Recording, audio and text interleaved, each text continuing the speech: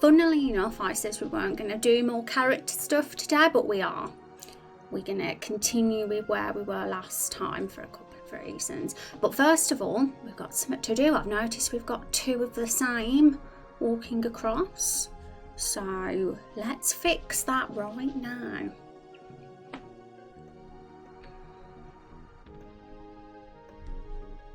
So we just need to change the person's avatar. I think it's Nikki, I believe.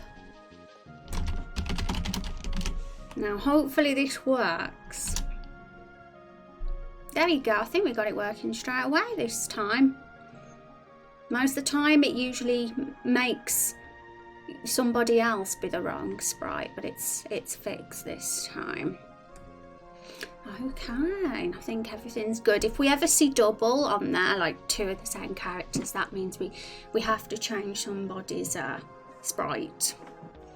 Because they've come into the stream for the first time since we added their thing to stream avatars, so we cannot change it in like properly. We cannot add it until they've come in the stream. So, and happy Friday to you too, and hi Kindled, how you doing? It's good to see you as well.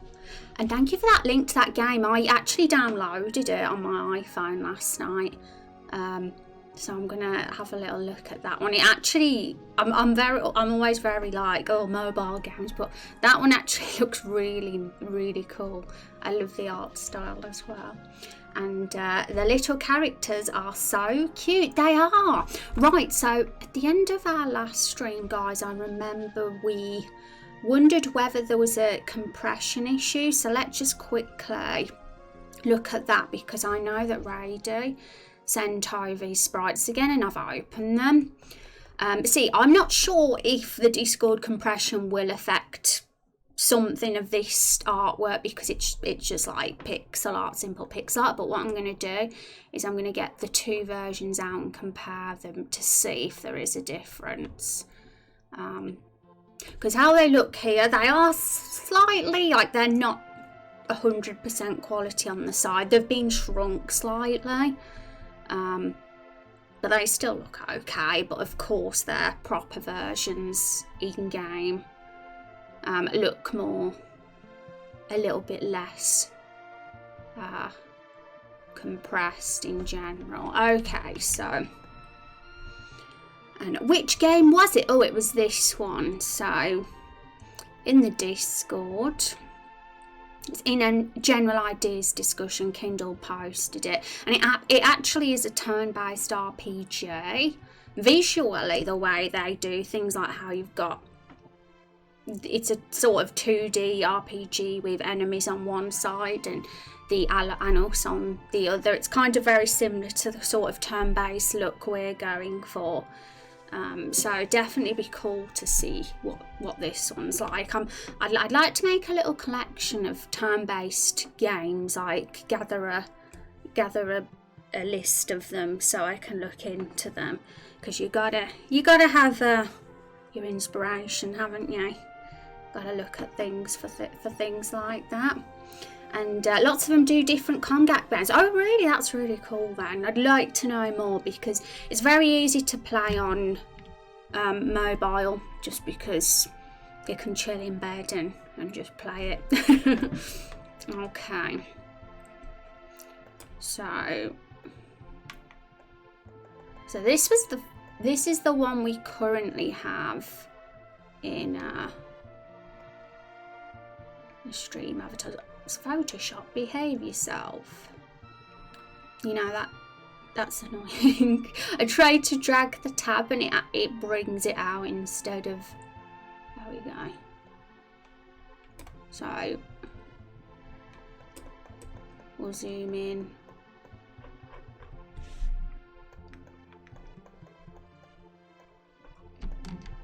So let's see if there actually is a difference. Because if there isn't, there's no need for us to re-upload it.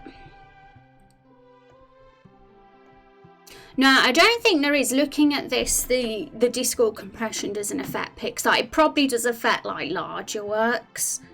So I think we're good. I think we're all good, guys, for that. Your avatars, your sprites are cool.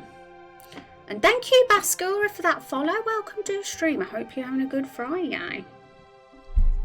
I don't think that is looking at that one, yeah. I definitely, when it was mentioned about Discord compression, I was like, yeah, that's definitely a true thing, because I've seen it with my own eyes when I've uploaded images. But it's usually a more detailed image that they tend to affect more greatly. So it looks like we're good on this. We'll check Nikki's as well, but all chances are hers are fine too. Because, you know, Pixar, it's limited colour palette and stuff, and there's not really much it can do, really.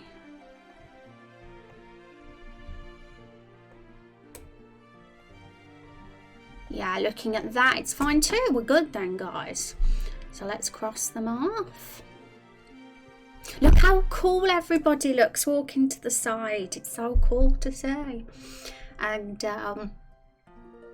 it can be card based, like Slay the Spire or Night of the Full Moon, match the orbs like Sidorka, hit this skill when it's charging the most common. There's one game where you'll draw a pattern on the screen to do that move, and that was really cool. Yeah, I mean, that sounds really fancy.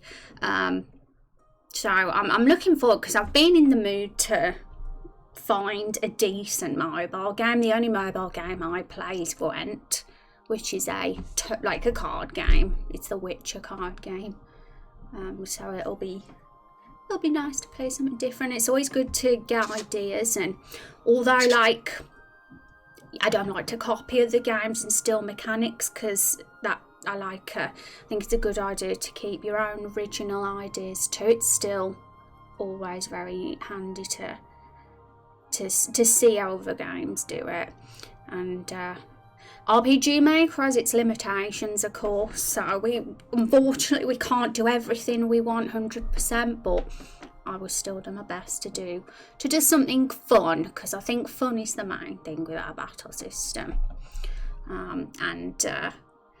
Gonna try and find what that game was. I like finding different mobile games and trying them out. Yeah, the thing that bugs me about mobile games is when you get all these microtransaction extra stuff and ads coming up, and like things disturbing the immersion of the content while you're playing it. Basically, that can be a bit of annoying. But if there's mobile games out there that don't do that, then I'm interested. Hi Try, how you doing? It's good to see you. You've come a good time, because we are making your character today. Yes, we are indeed. So you are on the list. So should we have a look where we are, shall we? So I am going to dedicate today to finishing off the sprites. I'll also just mention the face, avatars and the profiles aren't going to be done for the next few weeks, because we're doing things differently from now on for everyone's character. So currently we have these images for everybody's character sheet, but we're going to be changing things. Eventually everybody's character information is going to be transferred over to our lore bible, and it'll be presented in a way better format, more easily editable, and just more potential to expand on it and fill in more detail. And so everybody who we've done so far, every single character will have to have their profile put on there instead, and we'll put the new ones on there at the same time as we do these ones, and that's going to be in a few weeks time. What I'm going to be doing is focusing on the most highest priority stuff right now, and getting that done, tying up the loose ends, and once that stuff, tying up the loose ends, gets more, once we've done it, we can start thinking about doing that kind of thing then.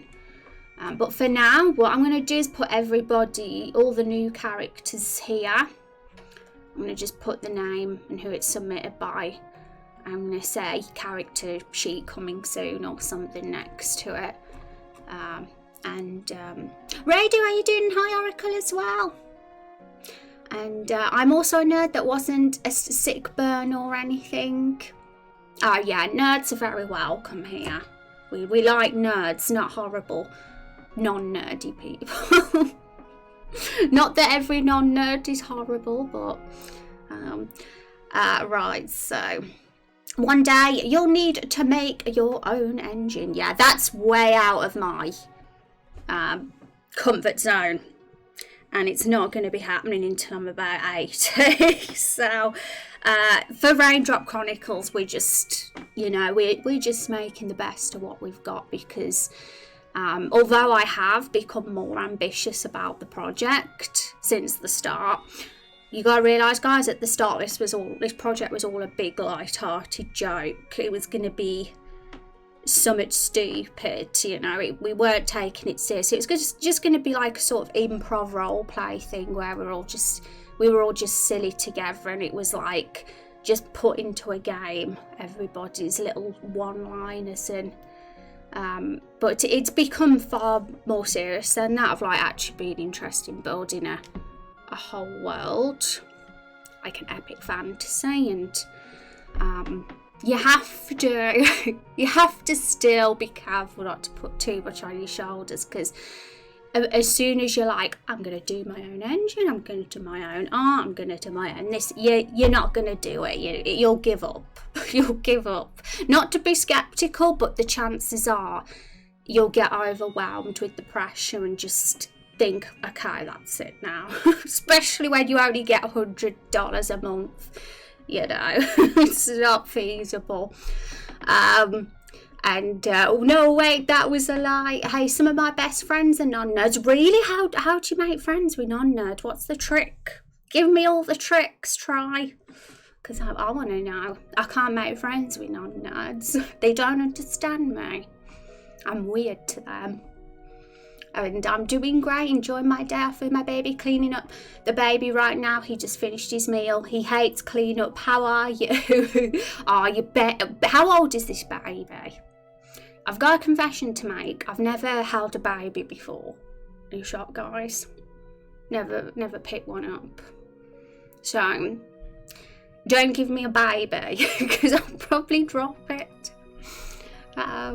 Exactly, you want to complete something. Yeah, it's all about small steps, and who knows, like, what the future holds, like, who knows. But I think it's the smart to just like take small steps. And like I say, this is zero budget, for reasons, it's zero budget. And and another important point to make is, just because there's limitations and it's a simple engine and there's not every single asset is original, just because it has those limitations doesn't mean it's not going to be special, because things can still be special. One of my favourite games of all time was made on RPG Maker 2000. It didn't have original. It didn't have, some assets were original, but a lot of them weren't. And it also had a lot of Final Fantasy VI music in it and stuff, and a lot of music that was already in other games. It like ripped a lot of resources from other games, so obviously it was free to play because of those things. But besides those things, besides the fact that it didn't have, the fact that it wasn't a complete original thing, it was like absolutely astonishing piece of storytelling, and it had an enjoyable cast, and I'm heavily inspired by that. That game was also episodic as well, so funnily enough, I made an RPG Maker 2000. That's wait, no, that was a lie I was referring to. Oh, really? What was a lie? I'm confused now. Oh, the fact that some of your best friends are non-nerds. I was gonna say. Isn't Rex a baby? Hi Key, how are you doing? It's so cool to see you. Is Rex a baby? Oh my gosh, is there something I don't know, Key? Now I'm worried. Okay, so we definitely have a few bits to fill in here, but we'll do that at the end. We'll get some of our assets done so far.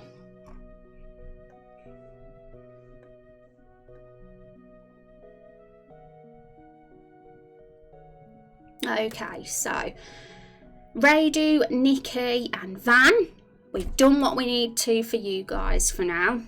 We've got your sprites. So Neffels we were doing. Neffels is done now as well, but I want to kind of put up a poll, I think. I want to ask a question.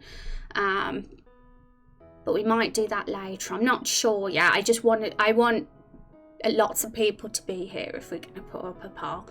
A quick one anyway, because it's just one of those things. I basically want to ask what version people prefer. It's open, it's pretty much up in the air about which asset we'll be using. We've had a few ideas about how we'll approach things with this character, and some pretty cool ones.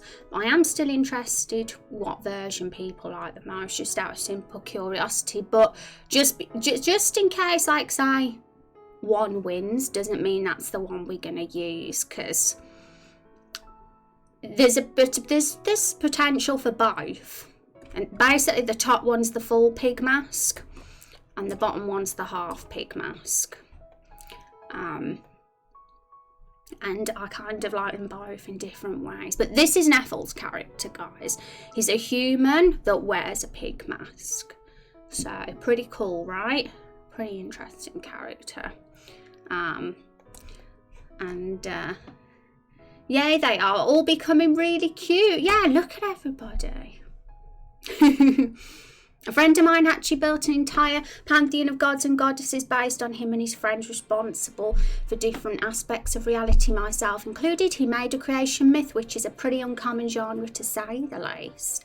Ooh. Well, it's all very exciting because one day we'll be making our own. Like, we'll be doing world building to that extent too. Who knows? Like, it's not relevant at the moment to do it.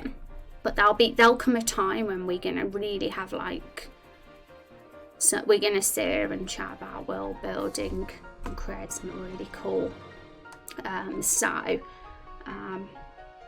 excited. To be honest, I'd want to do that right this second. But the thing is, one thing I've realised about when you make a game is you have to do what isn't fun sometimes, because if you only focus on the fun stuff, you'll never get anything done. You'll have all these cool ideas and all these cool things, but you'll have neglected the bits that aren't fun, and you'll never get a game to put together. And this is what this month is about. Really, it's about doing some of the stuff that I have been holding back on because it's a bit more challenging and a little bit more time consuming and buggy potentially. A lot of it is battle mechanic stuff, but when it's done, it's like it'll be like awesome, an awesome feeling. So yeah, we'll be starting that from next week. We'll be going back to the working on the fruit bosses, because I wanted to do that today, but there was a few bugs that I came across yesterday. Just nothing major, but something that'll probably take me a couple of hours to get my head around and fix properly, and it wasn't in a state to really work on today. But yeah, working on the battle mechanic side of things can get quite technical. Because I'm not a technical person. My thing is the storytelling, the characters, the rambling about the world and all that kind of thing. And when you make an RPG, you gotta do the techie stuff with it, and that's it's daunting for me. The battle stuff's daunting, which is why Raindrop Chronicles, in all honesty, when it comes to the battle system, it might not end up being the most glorious thing in the whole wide world. It's not going to be anything next gen or anything like blooming out. That's never seen that in a game before, because it's too out of my comfort zone to achieve something like that. And I can do my best at creating something fun and simple, and of course I'm not going to create anything crap, because it's important, it's fun, and it's going to be a fun turn-based thing as much as possible. But it might just be simple, it might be minimal, you know. Like we're saying, Raindrop Chronicles is going to be special in other ways. We're going to have a cool romance system in our game. That's for sure. We were talking about that last stream, and we had some really cool ideas, didn't we, chat? And a friend of mine, I already read that, but I like the half. Do you, Van? See, I want to talk about why I like both these before we work on Scaly Star and Triakis's characters, because we're going to look at their character sheets in a bit today as well. And then we'll have successfully been updated on everybody's character then. Obviously we haven't done the profiles yet, but I'm just glad we'll have got the look of your characters and your sprites done, because getting you guys walking across the screen is a big deal. So yeah, it'll just be Scaly and Try, and that'll be it. I can't see us having any more characters in the game added to the game for some time now, because of we've increased the raindrop limit, and there's not really, I've had a look, and there's not really anyone who's super close to that yet. So there might not be, I mean, there's a few of you who do already have the 1,000 raindrops who've chosen not to do a character yet, so who knows. The options there, but it's not priority, and I'm not expecting more characters yet. And if there is, if someone fills in a form, that's fine. I'll add you to the to-do list, but you might have to wait a bit because we have got a busy month. So today will be the last stream we work on these characters, but I'm expecting to get Scaly and Try's characters done today anyway. That's the goal. So let's get our Piggy Neffel character up again. Okay, so light and fortune in all its meanings, so luck obviously, but also as in knowledge, like reading someone's fortune. Oh, that's interesting. Can you read my fortune then? I want to know mine. Yes, the romance is important, yeah. And I think, like, in my personal opinion, when making a game, as one person, because obviously when you're a team, you can be way more ambitious when you're a team, because everyone kind of puts their own bit in and focuses on, you can split your strengths in different areas. But when you're like one person, you have to kind of think, okay, what's the one thing this game can have that's special? Not 2 things or 3 things or 4 things, just one thing. Because as soon as you're like, oh, I'm going to make the best story, oh, I'm going to make the best battle system, oh, I'm going to make the best, what else is there? Make the best looking maps possible, oh, I'm going to make the best sound effects, oh, I'm going to make the best, it's going to be far too much for you, and it would be arrogant to think you can pull off that. So yeah, just focus on making one thing appealing about your game, like and for me, like, if you guys are going to ask me, well, what's the one thing about Raindrop Chronicles, then yeah, it's not the story really, it's kind of the whole experience of the story and how I kind of want the experience to be, like the fact that we're gonna try to have all these branches with the story and all these different potential possibilities with different playthroughs, like giving you a lot of romance options, a lot of sort of ways you can shape your custom hero, The side quests will lead to different paths. Even the main quest will lead to different paths, and the world will change around you based on how you've dealt with things. That is the ultimate kind of thing that I kind of am wanting to achieve, because I don't think there's enough games that really do a proper good job of that.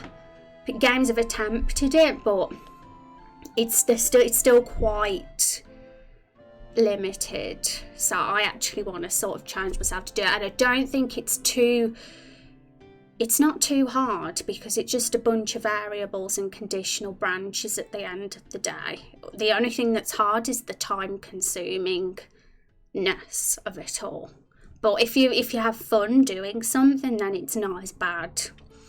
And oh yeah, I just realised Sigurdi's character is the adoring fan meme from Oblivion and Amasodon. Yeah, that's, funnily enough, this character, Sigurdi's character, was created back in the days when Raindrop Chronicles was more of a joke, and it was all about the memes, it was about the references, and it was about things like that. But since then, the project has sort of evolved, and I'm kind of worried. I don't want to get sued for copyright. I don't want Bethesda to be like, you get that character out of your games. We got to just be careful. I'm very naive when it comes to copyright rules, so I don't know exactly how it all works, but if it was a problem, then we just have to alter things slightly. I wouldn't want to kind of completely redo the character, because I want to respect Sigurdi's vision and have that guy there as he wanted it. But if we have to change the name or something just so we don't get sued, then so be it. So we'll have to see when the time comes about that. That's it. You're paying us $1 million. I'll get an email from Bethesda. A trick for making a world map is put ketchup on a napkin and crumple it up. Open it and that's your world map. That's what Monty did when creating RY. Oh, really? That's actually quite cool. I might try that, because one thing I've thought about when doing world maps, I don't know if you guys have seen already. Let's just get our website up. Some of you might have already seen a little map I did. This is just a work in progress at the moment, because I thought, even though it's obviously gonna change and get way more interesting over time as it evolves, I wanted something that visually that we could just look at, so people kind of have an idea at least of where Lakefall and Everbloom Forest are. All the regions around it will build over time when we build this world together. But one thing about it, when I was doing this world map, it took me way too long to just do the shape of it. It was just ridiculous. I was trying to, how can I make this look like a natural island? And so your little tip there is a pretty cool one. I kind of want to do that now. Okay, still back to Photoshop. A drawing fan is pretty generic. I think you're good. Oh, he can definitely be shaped into an original character. We got to just be careful with references and memes. I'm kind of gonna probably try and encourage us to avoid that, and obviously there's nothing wrong with us being inspired by a character in fiction, but we might have to not call it the same name. Okay then, so I wanted to I kind of wanted to get an idea of which pig we should go for, in all honesty, but it's difficult to decide because both versions have their pros. Something interesting about them. The half mask pig is a good look. I think it kind of makes it obvious it's not a pig, which is what we want, because we don't want people actually thinking it's an actual pig. You know that that's a human under there.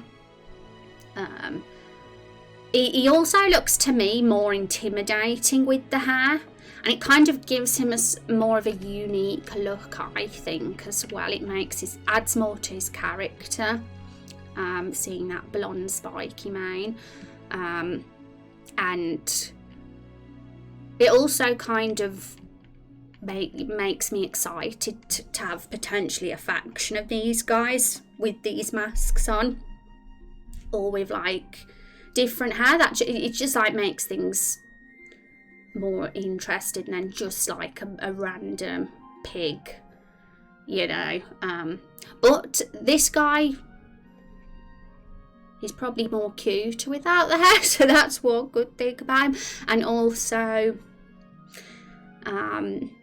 it's more mysterious as well, not seeing the hair, because you don't know who's underneath, and there's possibilities to explore there when you don't know who's under the mask.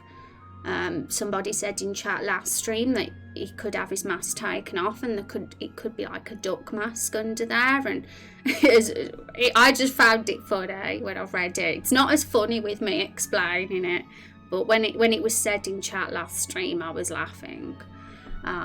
And almost everything shares some level of inspiration with something else. Culture ensures it, yeah. So every character in fiction is probably not really original, because they've been inspired by another character or another historical figure somewhere down the line, you know. So yeah, I definitely agree and believe that for sure. But yes. Okay, so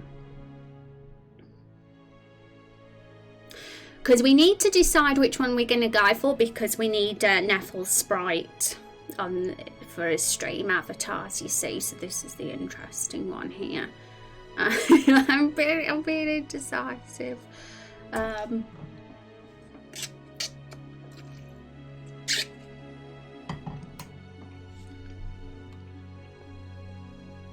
But yeah, I like the one with the hair if I had to pick. Van said they like the one with the hair too.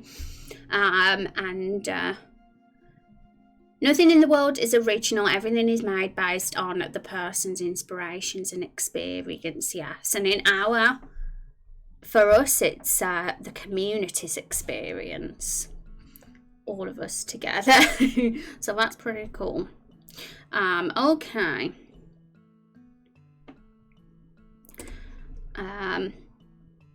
I'm going to leave Neffles here for now, and we'll look at the other two characters we have to do and do their sprites, and then we can put all three of them into the stream avatars together.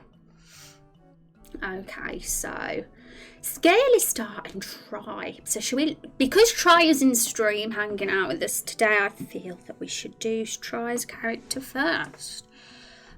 So now, I believe you sent me the form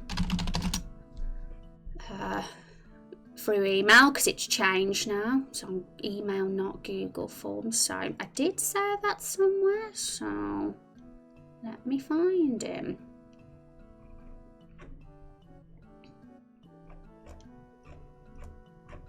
Okay.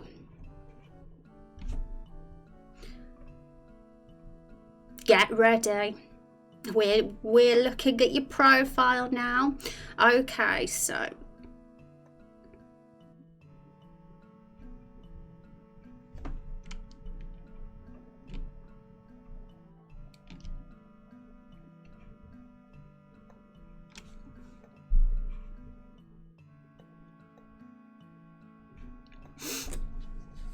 hey again. Hi Holdra, how you doing? Use the form at the time, I think, yeah, because some of you filled it in on the Google forms, like the old way we used to do it, but anybody who's filled in the forms like recently, since the website was launched, would have sent it this way. So Daniel, you know what, I think Daniel's the perfect name. Something for your character, you know, this duelist guy that we have. You've put Gambler, but I know it was meant to be duelist, so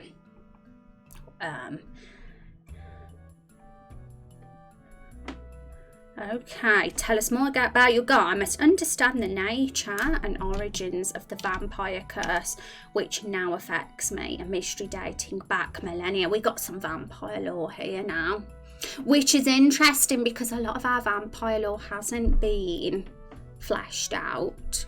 I purposely don't flesh things out because I like to wait for the opportunity to talk about it when things are relevant. My idea was when Rose gets her character quest, we could potentially expand on it, but of course things like you guys filling in a character can also give us a bit of lore. Okay, oh yes, my ridiculously in-depth reference image. Let's find out some stuff then. So, a mystery dating back millennia, my goodness. Okay, where did it come from? Why does it affect some people so differently to us? Who was or is the first vampire, and might they hold the key to understanding all this? Ooh.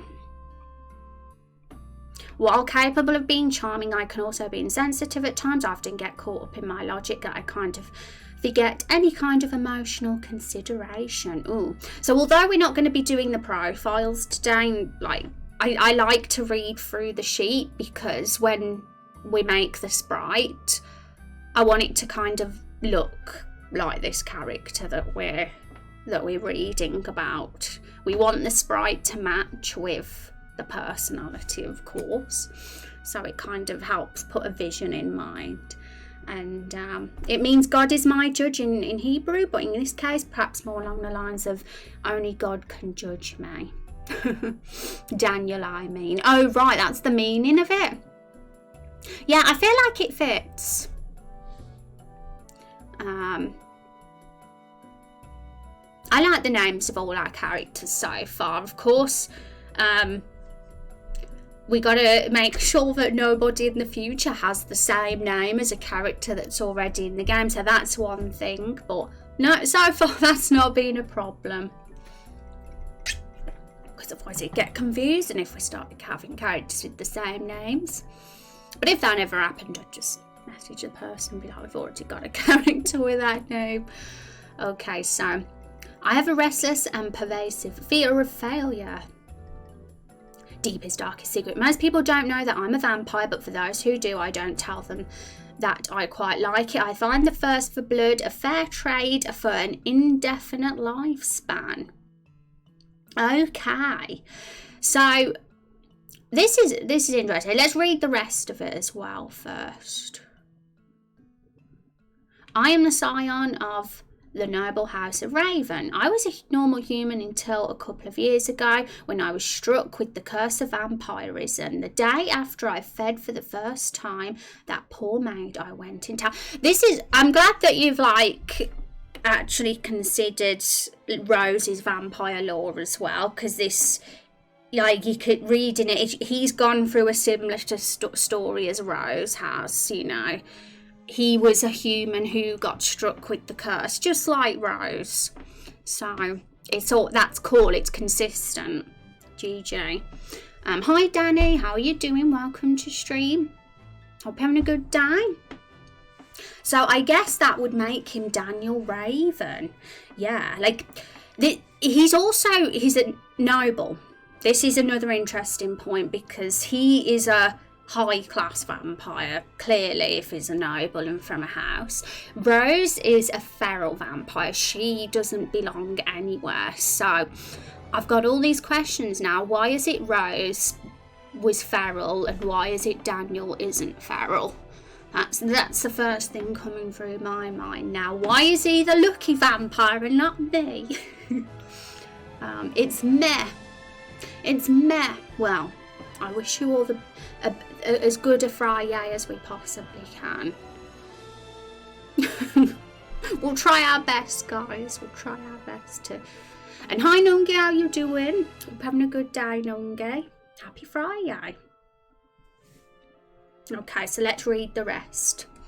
How dare you have the maid? Rose was nice. She didn't kill any innocents when she got cursed.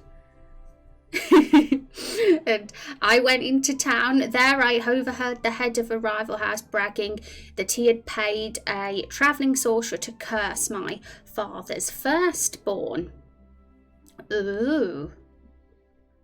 And characteristically enraged, I immediately changed him to a jewel to the first blood, and my newly enhanced form ensured that first blood was fatal. After telling my family what happened, I was strongly encouraged to leave for a while so they could handle the political repercussions.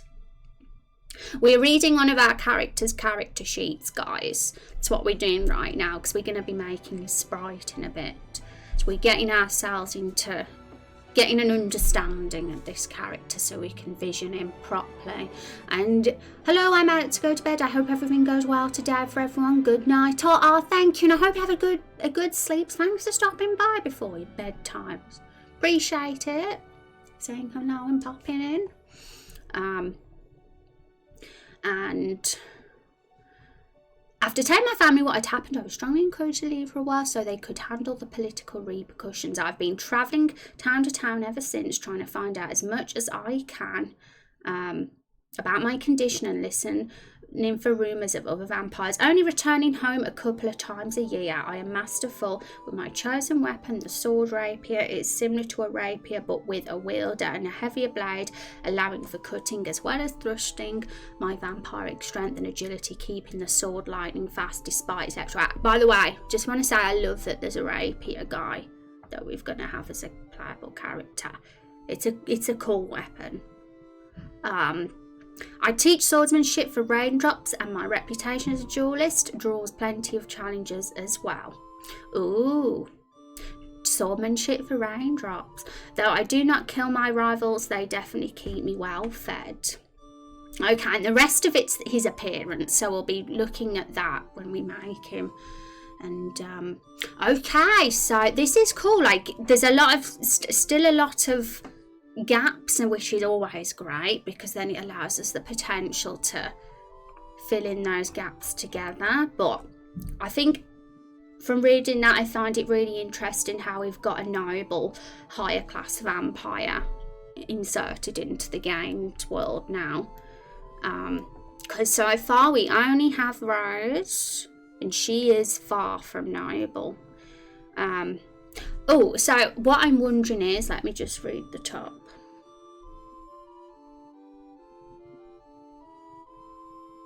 So was he always noble? And he was noble when he was a human? Is that what happened? Or did he become noble after he was turned into a vampire? That's what I'm wondering from this particular part here. Hi, brother Daniel. Okay, so, but we can always think about this sort of stuff more when we add your character to the game as well, because who knows when that will be. It might be in 2050.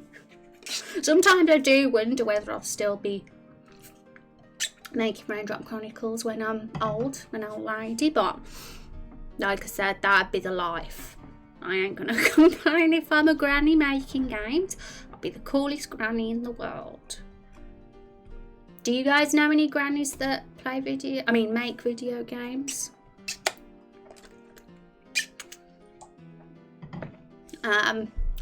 Noble human vampire nonsense was what started the whole mess of his semi-exile. The reason I specified the slightly wider, heavier blade than the standard rapier is it lets it be slashy as well as stabby, more room for skills. Awesome.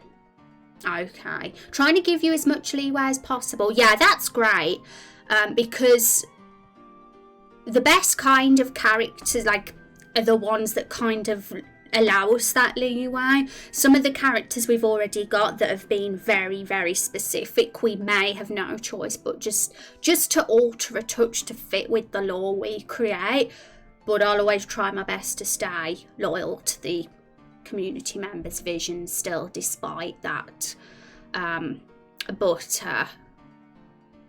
But yes, okay. So let's get this appearance sorted out.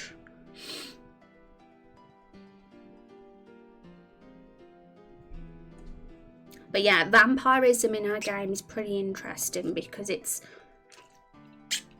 by the look of it, it's from what we've got from Daniel and from Rose, what we know about both, is that you can't be born a vampire. It's something you're turned into. And so far we have Rose and Daniel were both humans. They're both humans that were turned into vampires. So it hasn't affected any other race that we know of yet, but it doesn't mean it can't. I'd totally be for having reptile vampires and all sorts of cat vampires, the lot, if we wanted to. But for now, we only know that it affects humans. And again, he's a travelling swordsman, but he still does return home occasionally. So wherever feels best to encounter him, again, wide open. Yeah. So at some point, I mean, it'll probably be in the future, like a few months into the future, we'll probably have a stream where we look at all the cast we've got so far, and we kind of think together where they would be located in this world. We'll kind of roughly plan regions, like different biomes and things like that. I mean, we don't have to have it set in stone where those biomes and locations are. We can always shift them around if it feels better to bring them a bit closer to where we currently are later. But I can see it would be cool to at least have a sort of idea, because everybody's character is more suited for being introduced at certain times. Like, you're not going to get a sort of gritty underground criminal. You're not going to meet someone like that in the Everbloom Forest. You're going to meet them in a sort of sleazy town or something like that. So everybody's gonna appear at the right time for their character. So that's very fun and exciting to think about. But he's listening out for vampire rumours, so it's possible he might hear of Rose come looking. That's possible too. I can kind of imagine Rose's story arc being more explored in episode 2, because Rose was from a farm. Rose lived on a farm, and that's why her character sheet mentions that she was a farm girl. And we've already made the map for the farm. We had it in Carol's flashback. And that means that it's very local to the Everbloom Forest. It's very likely the next region next to it. So that means that the chances are we could be visiting Rosie's home in the next episode, which gives potential to further find out about her character arc then. Okay, so we've got your appearance. So complexion, pallid, of course. What vampire isn't pallid? Dark brown, mid-length, fangs. They're quite small though, or are they retractable? Don't know. You make the vampire rules here. Yeah, we'll have to look at the vampire teeth assets, but I believe that it'll be the same as Rose's. But of course, I think, does Rose's have lips? Or lipstick? I can't even remember. I don't think she does. She doesn't wear lipstick, I don't think. So we might have the same mouth. Have to have a look. I can't remember now. Blue and reference image. Let's have a look. Oh my goodness, is that Kira? Are you wanting to look like Mr. Light Yagami? Oh, you've actually done a whole thing. I've only just noticed that you've actually written this text. That's awesome. Let's read it then. Representative of general facial appearance, but not hairstyle, etc. Appearance, because you've actually gone all out and picked. Did you find this asset online, Trier, or did you go in the generator yourself? I'm curious now. Oh gosh. Having a fight with my mouse. Okay. Should be described in pretty much the same as right. Let me read this properly because I'm not reading it properly. I'm getting all excited. It's because I'm a Kira fan, so seeing that got me a bit got me a bit hypo. I think I should say I'm a Death Note fan, not a Kira fan, because Kira's a bit of a psychopath. So, probably not good. But here's, yeah. And that could be interesting if it is the same sorcerer. I use the jet generator, the text explains it awesome. Okay, and I could definitely imagine it being the same sort. Whoever did it to Rose could have been the same one involved in your story. It kind of would make sense if that was the case.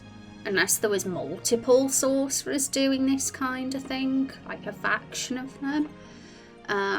My in real life hairstyle is low-key inspired by lights. It's a good hairstyle. It is.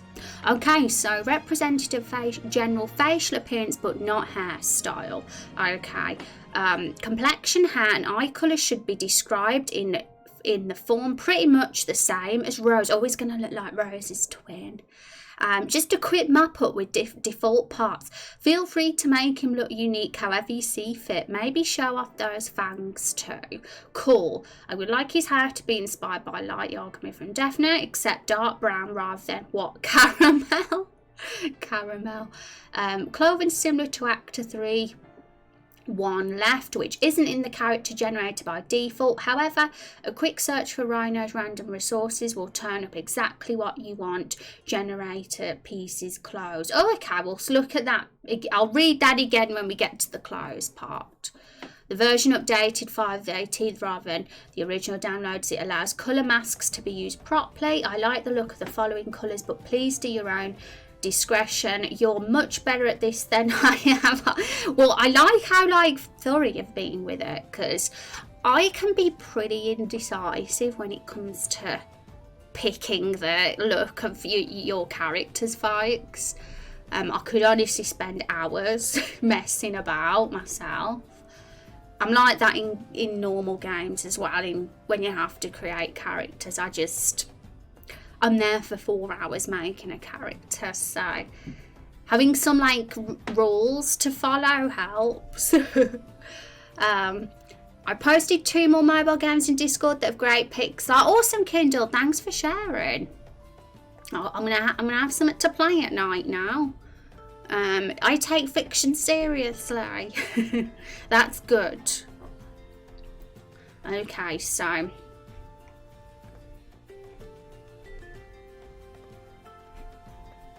Let's open the character generator then. Hi, Pooh.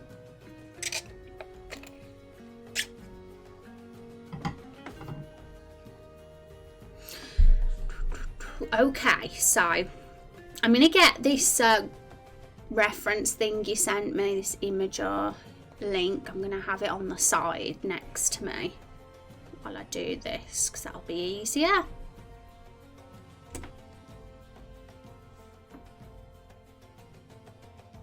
I need to trim my bangs. They're kind of getting a bit in my eyes. They grow really fast for some reason. Okay.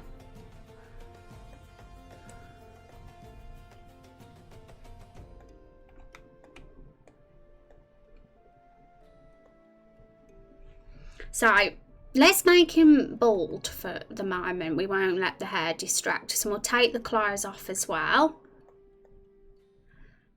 Okay. I'm going to try and see if we can get the same eyes as the one you've given. I think those are them, aren't they?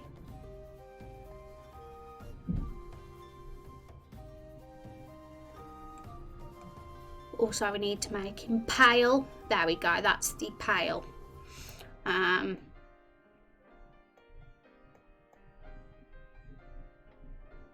My hair is really long now, I need to get it trimmed. Yeah, mine is too. It's grown quite a lot lately in recent months. I kind of trim the ends myself so that I don't have split ends. It keeps it healthy. So he's bald now. He's going to have hair, don't worry. I mean, it's fine to be bald if someone wants to be, not a problem at all. But this guy is definitely gonna have hair. We're gonna find his hair in a sec. We'll focus on his face first of all. So where's the vampire teeth? Let's get them in. Oh, there we go. So here we go. So Rose, I believe Rose's vampire teeth was, I think they were though. I think they must have been those. Let me look at Rose's avatar to remind myself what her mouth was. So I forgot.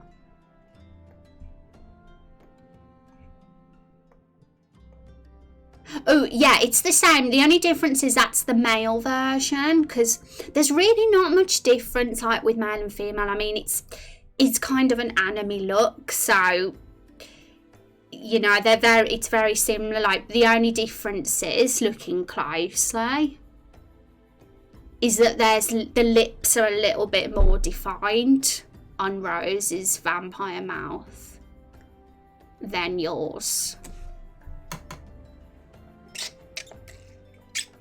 Okay, so my hair's getting long too. I trim, but don't want to go to a salon right now. Yeah, I don't like going anywhere. Even when there's not a pandemic, I still don't like going anywhere. But I say everybody embrace their long hair. I think it looks cool. I think messy hair is the new thing. Okay, so there's the one with the mouth closed, there's one with it open, and there's a few different types, but these will be great for different expressions, you know. That's actually a demon mouth. These are the vampire ones. So yeah, we'll pick whatever one you like as your default. Maybe, I don't know whether you prefer the closed mouth or the open one, but when he's like shocked or angry or got eaten somebody, well, sucked someone's blood, should I say, he'd have maybe those ones. But yeah, maybe one of those could be the default. More than happy for a pretty boy look. I had a picture like there after all, yeah. Good morning, Rose. Do you like fan out of yourself or of Raindrop Chronicles if it's tasteful? Hi, Cobra. I honestly would absolutely be honoured if anybody did fan art of either me or Raindrop Chronicles. Like, I would put it on the website. I'd be that honoured because I think it's a very flattering thing, of course, obviously, if it was tasteful. Not if, like, you know, Carol the Barrel was in the nude. Well, hang on a minute, she is kind of nude. So yeah, but yeah, Carol's naked barrels. But welcome, Comor. How you doing? Closed mouth, I think he's pretty calm and laid back most of the time. Okay. Yeah, it does make him look like he's quite excited, doesn't it, when he's got his mouth open. Okay, so. Right, so I think this nose that we've currently got is the same as the one that you've got in your image. The eyes are as well. And obviously the eyebrows will change those to match with the hair colour as well. So I think we've got the identical face now. Apart from that the mouth has got the fangs. Game rated M for noob barrels. I know, right? I know. I do think Meryl's character design kind of makes it a bit more I don't know if lewd's the right word, but in all honesty, we could have gone way further with that. But who knows? I can't see us deciding on an age rating or anything like that until we get to the brothel section of the game. I think once we get there, we'll be kind of deciding together how far we're going to take things in the brothel. I guess we'll see. It's a mystery for now. Okay. I'm great. I'm learning to make pixel art. Oh, that's cool. That's very exciting. I'd love to see some. Feel free to post it in our Discord if you do get round to doing some. Commissioning indecent Meryl Fanhouse Wispy, what have you wrought this day? That was a joke. To be honest, I'd be very intrigued to see it. I was even thinking myself at some point to get a piece of art commissioned of the Barrels characters, like a really, like, you know, awesome, like, proper good quality piece of artwork of them all, like a non-pixel art version of them. But yeah, I don't have the funds at the moment to do that, but I'd be excited to do something like that in the future for sure. I'd do it all the time if I had the money. Rated T for sexual themes. Yeah, the fact that we've got a brothel in the first place kind of makes it a bit not a child's game, let's just be honest. But I don't think this game would be that appealing to children anyway. I think you need a level of maturity to understand the themes that we're like exploring in our game. You'd have to be a pretty smart kid. Next piece of merch should be a Meryl body pillow. Oh my goodness. I'd totally put that on our official shop, you know. If they had body pillows as a thing, I'd do that. Lifelike oil painted barrels. Honestly, I think we could go so far with barrel merc if we were able to, like, if I could get things, if I was rich and could get people to create stuff, we could like create so much cool barrel themed stuff. Body pillow is just one of many things. It's a tough journey, but keep at it, enjoy it. Yeah, and Holder is the king of pixel art, so for sure, definitely listen to Holder. Easy to go broke off of commissions, yeah. And it definitely, the artists definitely deserve all the cash, because I feel like it's so undervalued. People take artists for granted. It's kind of sad when I see some tweets sometimes about people asking artists to kind of like having a go at them and for not doing having their prices low enough and that. And I think, you know, it's not easy, you know, it's not easy being an artist, so definitely deserve to be paid as they deserve. Really want to learn how to make chibi art? I need to get in a routine of practicing. Chibi art, yeah, is adorable. I believed in another community. Oh, you guys might be acquainted. How exciting. Okay, so let's get on with this then. So I think the face is done. Let's get the hair on him now. Let's have a look at what hairstyles. We'll do Rhea hair first. Now, Rose's hair colour is this. Yeah, I think you said yours was going to be the same colour as Rose's, didn't you? Dark brown, that's it. So it's not quite black. It's like a dark... Funnily enough, the dark brown is darker than the black. Okay. So, we're going to see if we can get light Yagami hair. We might need to have some bangs to get the true light Yagami hairstyle.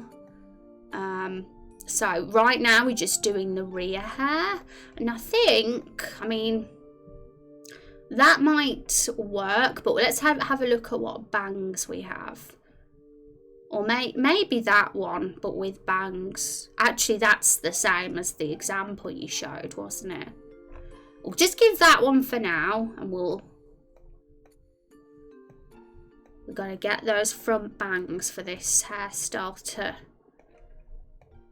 be at its fullest potential. That's sort of similar to light, maybe. So far, that's the closest. There's also that one. There's that one as well. That's very emo. So yeah, we definitely got plenty of choice when it comes to bangs. It's just what fits in the most. Whoa. Look at that.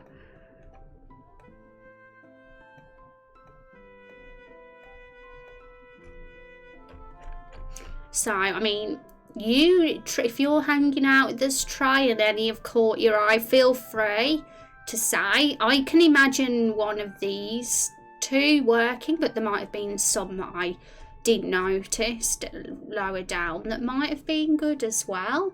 Posted some in the creative work channel. Yay! Hype. Ooh, yeah, share all the arts, guys. Not saying they don't deserve money, just easy to want to commission a book. Oh yeah, of course, Ray, do. I definitely wasn't referring to anything you said at all, my friend. But I agree. It's easy to want to do that. Because I felt very tempted myself. Being real, yeah, visual is pretty much the vampire me laughing my ass off. So the hair colour is pretty much that. I think it was one of the D ones on the left side, but that looks good too, actually. Let's have a look then. So there's that one. Trying to look at all the bang kind of, like the side swept banged ones that Light has. So if you like one of these ones more with the D, let me know. Not sure which one it was that caught your eye, but feel free to, hopefully we can find it. It can be quite a task for pointing out the what, like being like, Rose, it's that one. And I'm like, which one? Left at the straight crop. Oh, so by the straight crop, I'm assuming you mean that one. Did you mean that one? Oh no, you might not. I don't know. I'm confused now. Or that one is the straight one. Or that one's the straight one. Yeah, you mean that one, don't you? I think we've got there in the end. Oh, have we got there? I think I clicked one of them, but I'm not sure if... Is it this one? Because that's straight. Well, am I right? Or was it one of the earlier ones? I just want to make sure I get the right one. You got it. Yeah, I got it. Yeah, he looks cool. Very vampire. Very vampire looking for sure. Okay, so I think we're all done. And when it comes to face and hair, it's just clothes now, I think. So yeah, let's look at our clothes. And you did write a description of that, so let's have a look.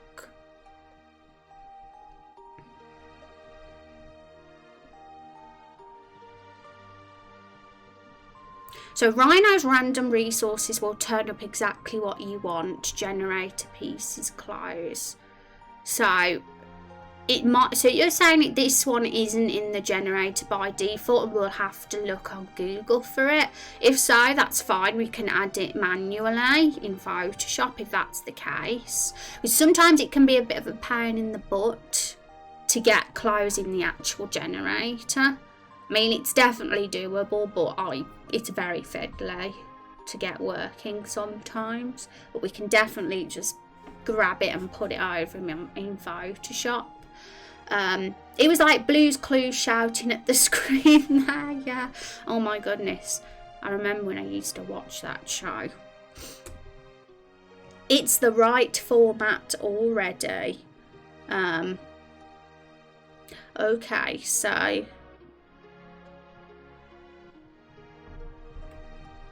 Rando's right. So it's definitely not here. I just wanted to check because I wondered if mine would have it. Because sometimes my character generator has things that others don't. I do have some extra assets, but I don't think we got that one. So, yep. Let's search then.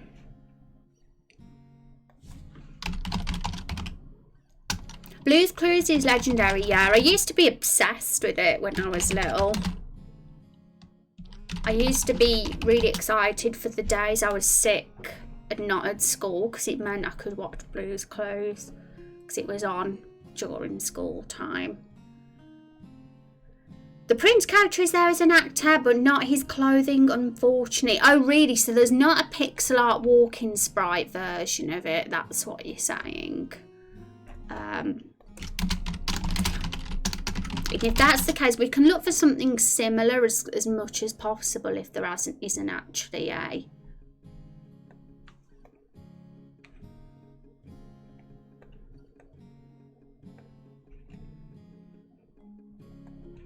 That's unfortunate. I kind of want to look with my own eyes to see.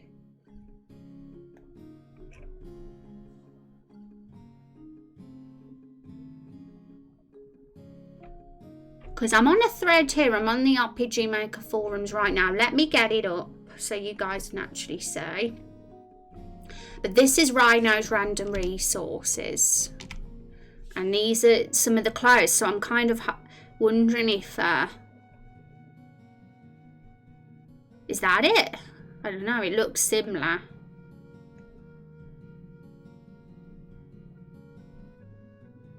It's got the like sort of a yellow collar and blue cape with the red bit underneath. Like, is that the one? It's definitely, if it's not, it's definitely very close.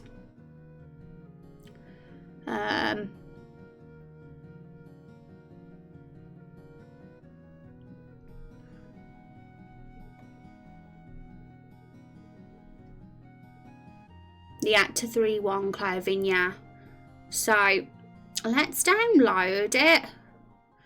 And you do want them recoloured, I see. So if that's the case, it might be easier for us to put them in the generator. But it's not impossible to recolour them in Photoshop. I've done that with plenty of you guys' assets. So let me just check something.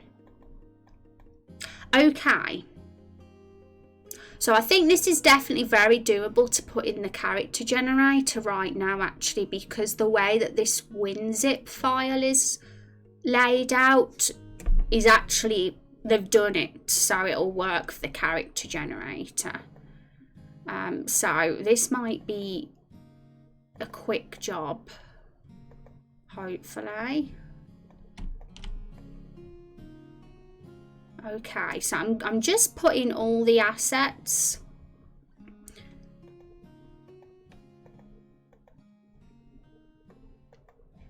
into our generator, and then we'll just refresh RPG Maker and see if they're there. Because usually when I've downloaded clothes and that in the past, they don't organise it this methodically. So I'm actually very glad that the person who made this has done. It just makes our job a lot easier, because the character generator can be it has to be done a very specific way. Like, all the files have to be named a certain way to work, and this person, this Rhino, has made sure that he's now. In fact, Rhino might be the one that is the creator of all those extra assets I've got, because that's what the R logo stands for, I think.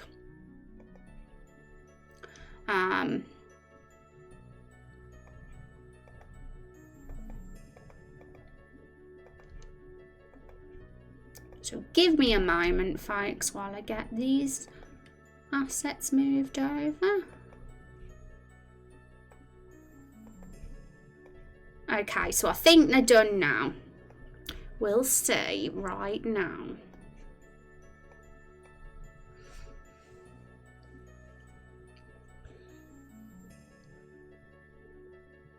Rose, she's focused.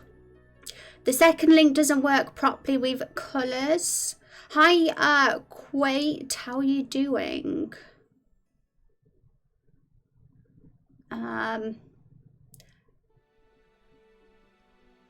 You downloaded the original instead of the updated, I think. Did I?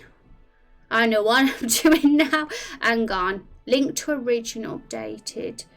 Doesn't match with the original design, but the colour masks have been improved to be more general. Oh, right. So I clicked that, didn't I, instead of Active Free Carving. No problem. We'll just download that as well. We got to just do it again. Just another couple of minutes of putting that in again. Okay, so...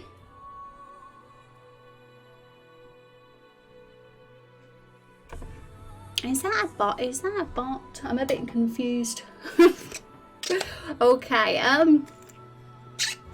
is Quate a bot, chat?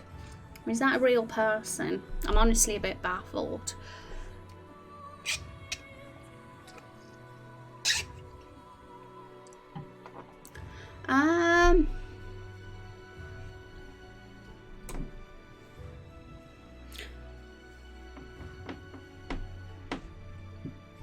Hopefully they won't be too hard to distinguish, though. I guess you'll just delete the old version. Yeah, I'll probably just overwrite them because I can't even remember what they were named now. Okay, so let's do this.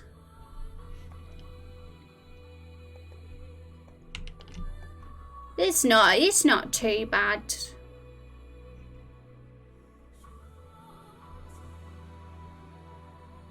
Oh, okay, it hasn't overwritten the previous ones. It's like, it's another file name altogether.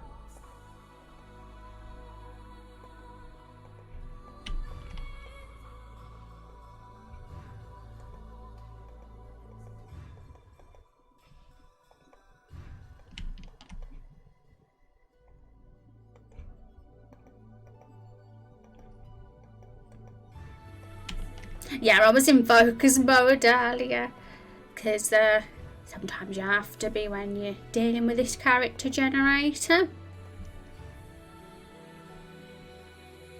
I think that's about, yeah, I was pretty confused because the way they spoke sounded quite natural at first, but then they copied and pasted my title, so I was like, that's a bit weird. So it made me think must be a bot, because nobody just copy and pastes the streamer's title, do they?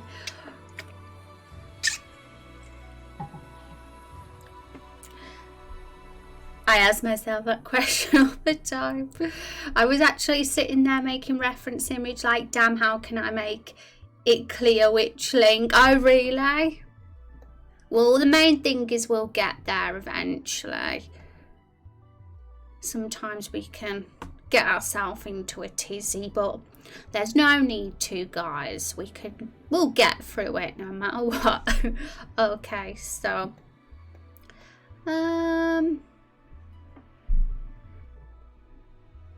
right, so first of all I am going to save this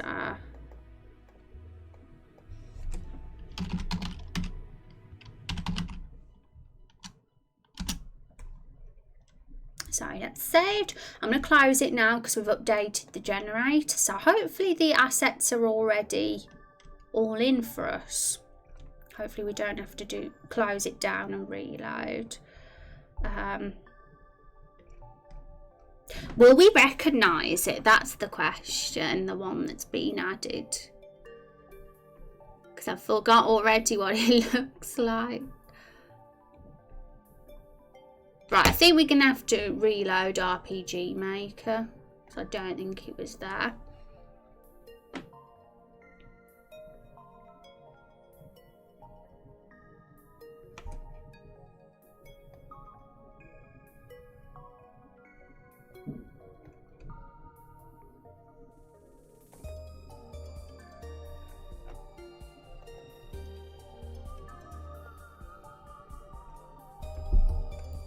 There we go.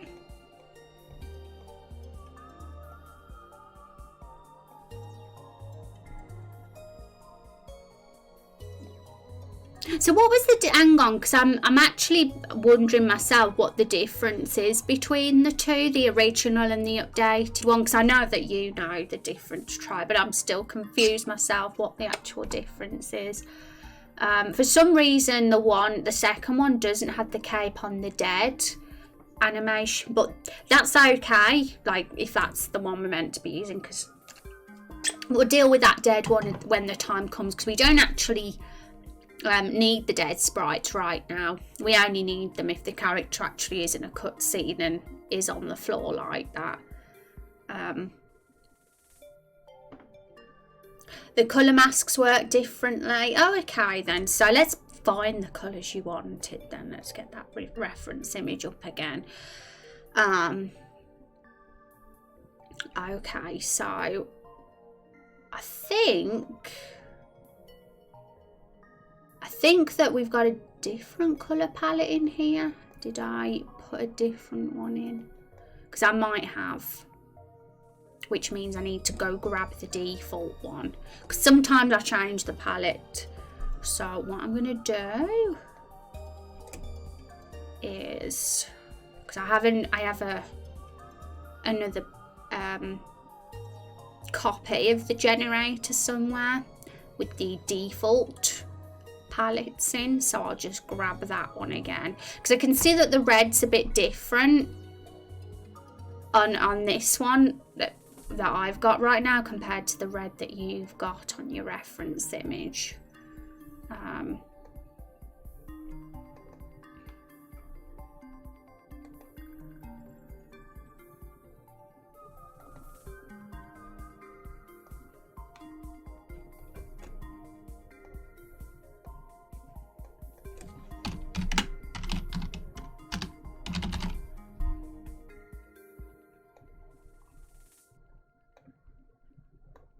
So I think this is the one. More than happy for you to play with it. Yeah. We'll see. I like to make sure we've got it as how you want it. So I don't mind.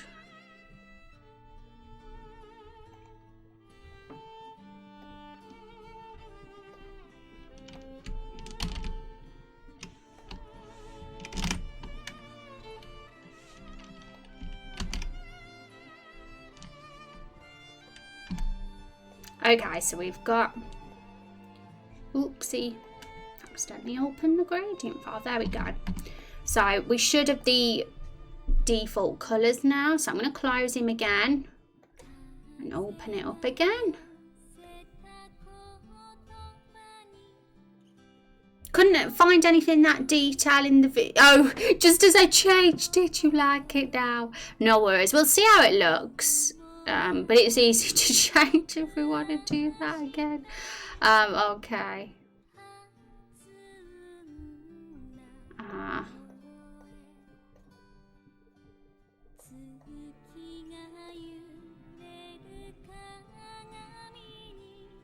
Because I have to save multiple gradient versions really, because we like to change the colours and play around a lot, don't we? And now look at him. It looks like we're going to go back to the other one anyway, because we don't want him to have green hair, do we? Oh my goodness. That's fine. We'll just we'll give him the vivid one then, because I think you seem pretty happy about doing that anyway, and it'll probably look more, you know, vampire themed if we have the vivid red anyway. So let's go for that one. So I put back the one that we had. For some reason it changed his hair green, and that's probably because we didn't have the dark brown colour on that other generator.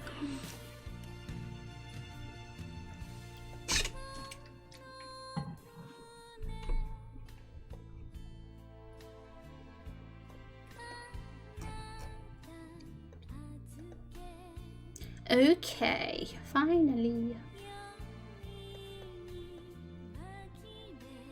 I'm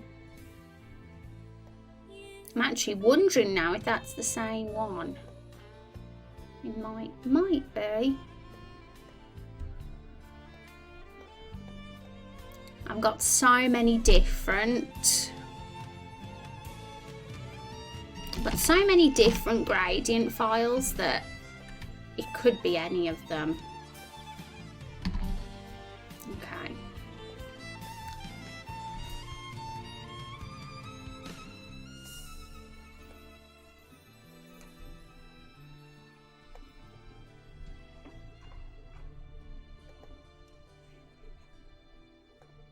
There we go. We got it now. Right, so it's the second one, I think, isn't it? The one that you wanted. We'll soon know when we add the colours, when we see the difference. Okay, so always a fun time here because I'm a big derp. That's why it's a fun time. Okay, so subcolour 2 is that one, I believe, and then that one. Is that him? Oh yeah, I can see now the difference. Now I get the difference. Because I was like, what's the difference? But you can definitely see it now. Okay, maybe you could see it before, but I just wasn't paying attention. I don't know. But now, the best up, yeah, it's what I'm best at. Okay, the pinkish one is aesthetic AF, but yeah, the other one. So that for sure, this one, let me just remind myself, this one I'm on now is the one you meant, right? Or do you mean that one? Because now I'm unsure. And I just want to make sure we have the right one. Don't want to get saving the wrong one. Yeah, okay. Yeah, I like both, but yeah, I'll go with that one. I'm happy to go with that one for sure. I really like the pattern. I like the white collar on this one in particular. I think it looks really cool. Really fancy. He looks so dapper, doesn't he? Don't you think he looks dapper? Honestly, you couldn't get a more perfect, like, rapier wielding vampire. So I'm pretty happy with this character here. Though the white seems more white than before. Okay, let's have a look. Because it might be that my white is brighter than the one that is in your generator. So we can always change that colour. That's fine.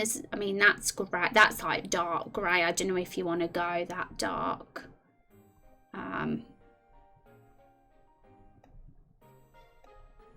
And those are more of a gold sort of colour. I don't know if that's what you'd want. I think you want white, don't you? But just not bright white. So we can open the gradient in Photoshop and just darken it a bit if you want.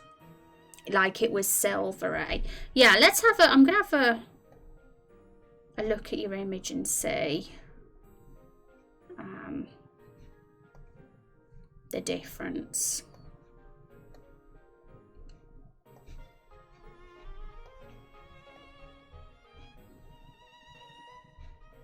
Yeah, looking at it,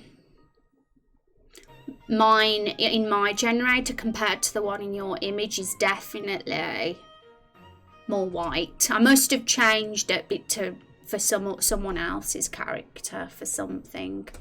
I think that was I changed it for Fantasia's character's mask, actually. I think that's what it was.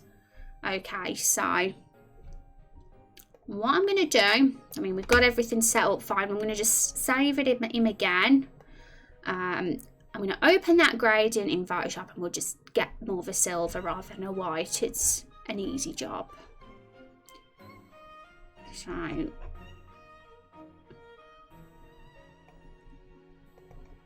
here's our generator. So here it is. These are all our colours that are used in the generator. And I believe the white that we use is this one down here, I think. Because because it's the one in between the grey and the goldy colour, which is this one. So I'm going to open the original gradient because I've got that saved. And then we'll just copy and paste that one into it.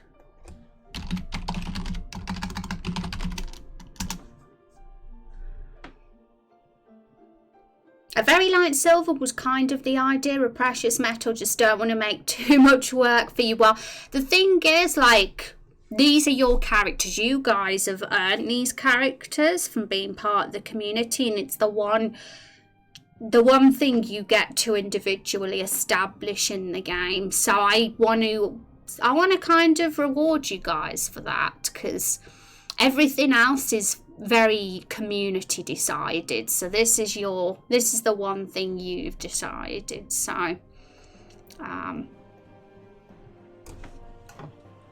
do kind of like the darker red if you're doing it anyway. Oh, so you mean the default one? Yeah, we'll just sort that one as well if we've got it. We got the default one out at the same time, might as well.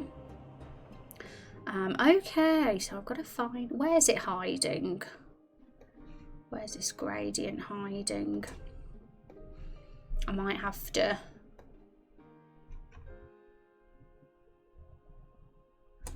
search it this way instead.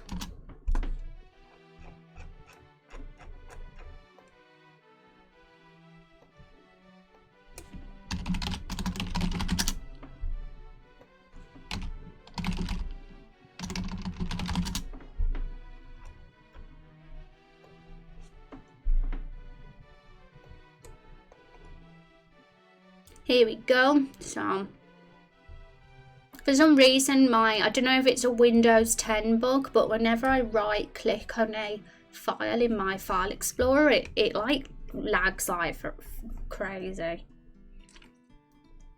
But if I was to open it directly in Photoshop, it's fine. But so I'll just have to hang on a minute.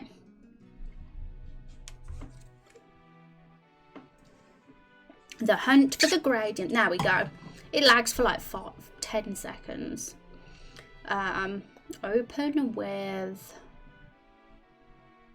Photoshop. Yay. Okay, so here we are. This is the main one and this is the edited one. So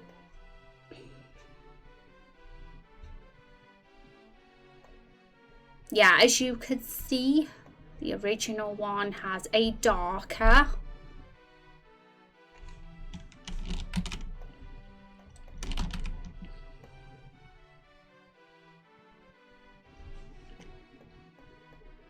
there we go. So that's done. Now the red, got to remind myself where it was. Okay, it's the one next to the blue. The red next to the blue.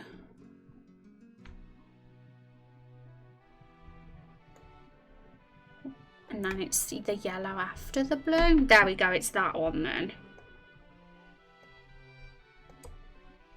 Yeah, it's more of a pink, isn't it, for sure? In the one that we have currently, where it's more red here.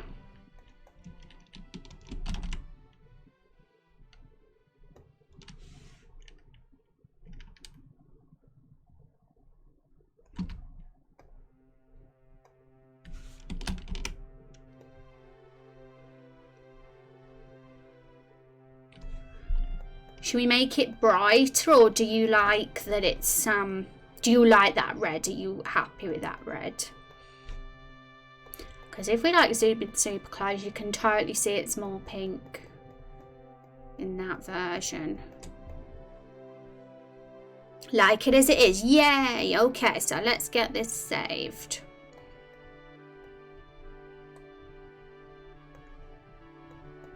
Now when we open him up now, hopefully all his colours are correct. Hopefully that's what's going to happen. Okay.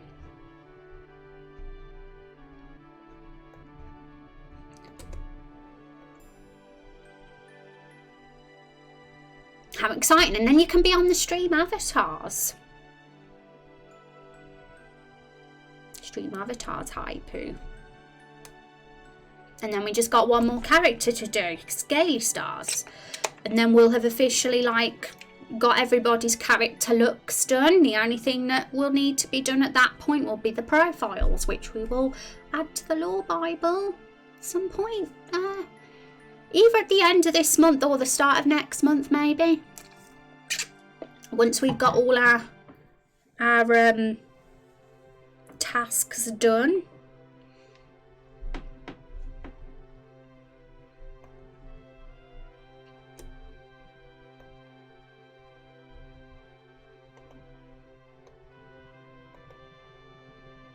Here he is. Okay, how's he looking? Is that exactly how it should be?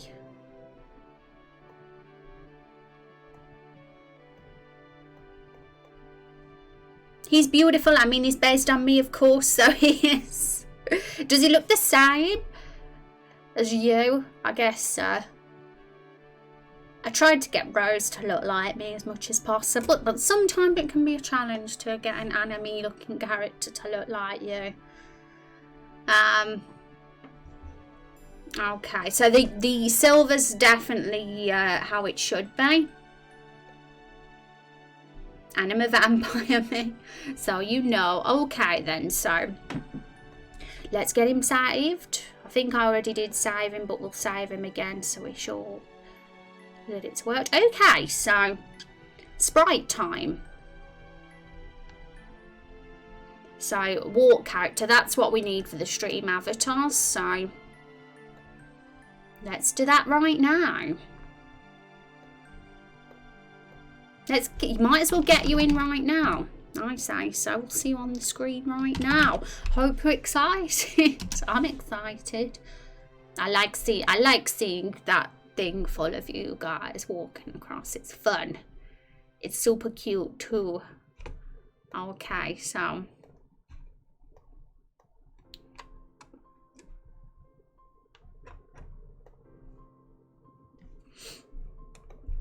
here he is. So we've got you. How sweet does he look as a little walking sprite though?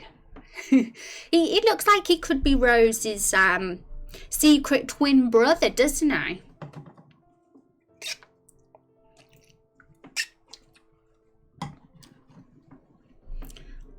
I hope that providing the clothing would make it simpler, not more complicated. Yeah, well, I still prefer knowing or having somewhat of an idea, because it's just very helpful rather than like not having a clue how you're gonna go about it. But we got there in the end, and I'm actually very glad that you had a specific clothing in mind for him, because I think this look is really good for him. I think it's the perfect outfit, to be honest, and it wasn't in the generator by default, so we'd never have known unless I went looking for it myself. But that's up to our story lead. Yeah, who knows? Who knows? That's kind of my motto now. Who knows? Because we keep much of the story open. I mean, I am like going to be planning on having a sort of skeleton, a structure for the arc, because I do think that's important that we have some kind of skeleton there, but only for the main quest line really, which is the whole Raindrop and Barrel plot. But everybody's character arcs are kind of separate from that. I mean, they probably link somewhat to it, but in a lot of ways they're very separate from that main story, so that we'll be able to, whatever I decide, whatever skeleton I end up creating for that main story, we'll still have the freedom to improvise and decide things for everything else. My hair is like half a shade at most lighter than yours, so I guess our characters looking similar was kind of inevitable in some ways. Yeah, that was my goal. I wanted Rose to look like me.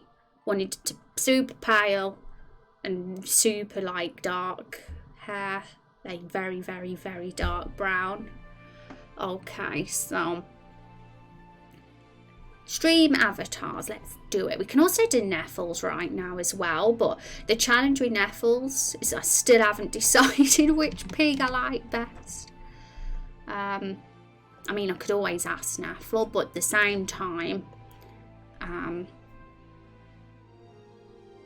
it's still difficult because both of these pigs have potential and interesting things, but I think we were drawn to the half max pig more, judging by what chat said, what I saw earlier. I moved to West Midlands in September, which is nice. I'll still be locked down, but at least I'll be with family. Yeah, so are you living on your own at the moment? Because it must suck right now living on your own with all this lockdown business. I'm lucky that I do have company. I do live with my family, so it stops me being lonely and stuff, at least. Off topic, but the best part of quarantine is not having to wear pants. I agree. Just pajama bottoms are the most comfy. I'm not gonna lie, I've spent some streams wearing pajama bottoms because I hate jeans. I don't wear jeans, guys, because I find them really uncomfortable. I do wear like jeggings because they're a lot more breathable than jeans. I feel like I'm being crushed when I wear jeans. Like my belly feels like it's being absolutely crushed and it's not comfortable at all.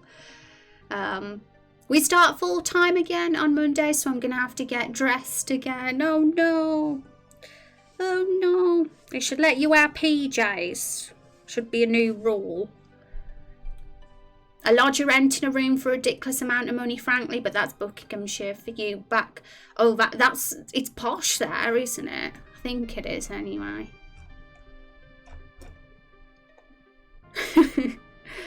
Posher than me. Okay, so I think with the first task should be getting your character in stream avatars. So I need to get the template up.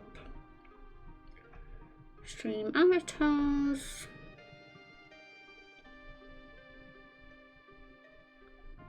Where's the hot folder hiding?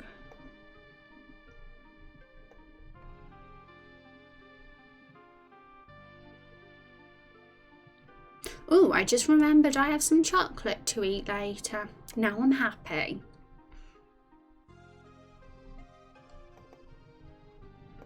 I'm getting mine, Rose, out as a template. We're gonna like look like twins. It's funny because Rose already has a Doppler, like she has a doppelganger in the game already. So there's gonna be all these Rose twins in the game. It's amazing. Legmog's character's my doppelganger. The only difference is she has like a bob. Like she has a sort of bob hairstyle and she has green eyes instead of blue eyes. Okay.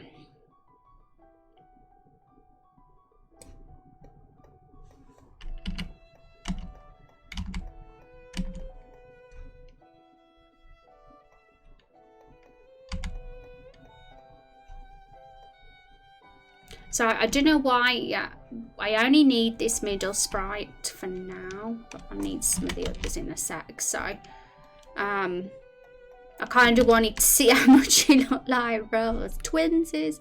Okay, so actually do look like siblings, maybe cousins. Yeah. I mean, it's identical, basically, isn't it?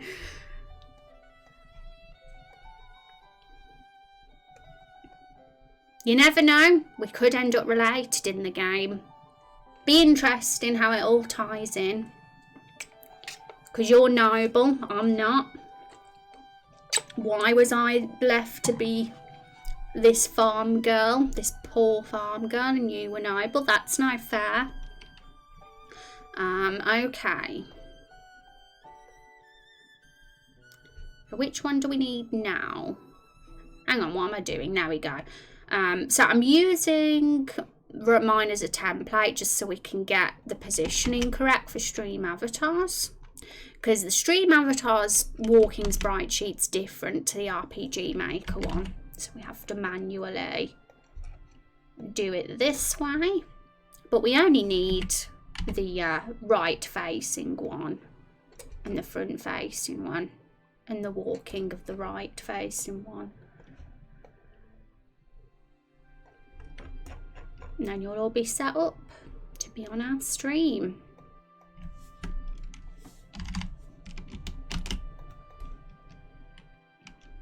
They're so cute, they are, aren't they? Adorable. You just want to cuddle them. Is your character going to be romanceable? Try, because we were chatting about it yesterday, and some people's characters won't be romanceable because their character arc makes it impossible for them to be. For example, some of them are already taken. They obviously can't be romanceable, but there'll be characters in the game that will be. And eventually I'll probably be compiling a list of the characters that will be romanceable, but it's still early days at this point. Because the romance system won't like become a thing until maybe episode 2 onwards, but it'll still be happening behind the scenes in episode 1. It'll still be all happening. You'll be getting your plus points with Carol the Barrel and anyone else who is romanceable that we meet in episode 1. Not sure it'd be the best partner, but we'll just say some people might have a thing for vampires, but it's something that you guys don't have to think too heavily about right now. It's because it's something that's far into the future. Once we get to episode 2 development, it's something that we'll be talking about a bit more at that point. But it's fun. I'm excited about it because I feel like the romance system is something that will be one of our selling points with this game, because I'm going to try and make it super, just very like real as much as possible, and not like one-dimensional, because that can be annoying and boring. We're going to make it as exciting. Plus, he's pretty much destined to outlive anyone who's not also a vampire, unless killed in battle or something, I guess. Yeah, it's funny when we think of immortality, because it's like, well, they die in battle, so what's the reason they're dead in battle? And why have we got game over when there's an immortal in our party? It's an interesting concept.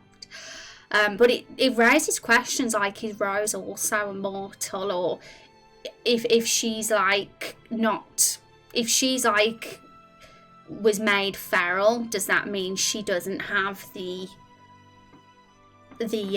immortality? She's like a lesser vampire. Maybe she's not gifted with such a thing, because your guy can speak. He's clearly not a feral vampire like Rose is. Rose is an animal. But the interesting thing about Rose is she became feral because she's had the blood of things that were very, very like animals. Like, she had a lot of animal blood and lived off that. She refused to like kill humans unless, of course, they were bandits and horrible people. And that could have been what didn't help her either.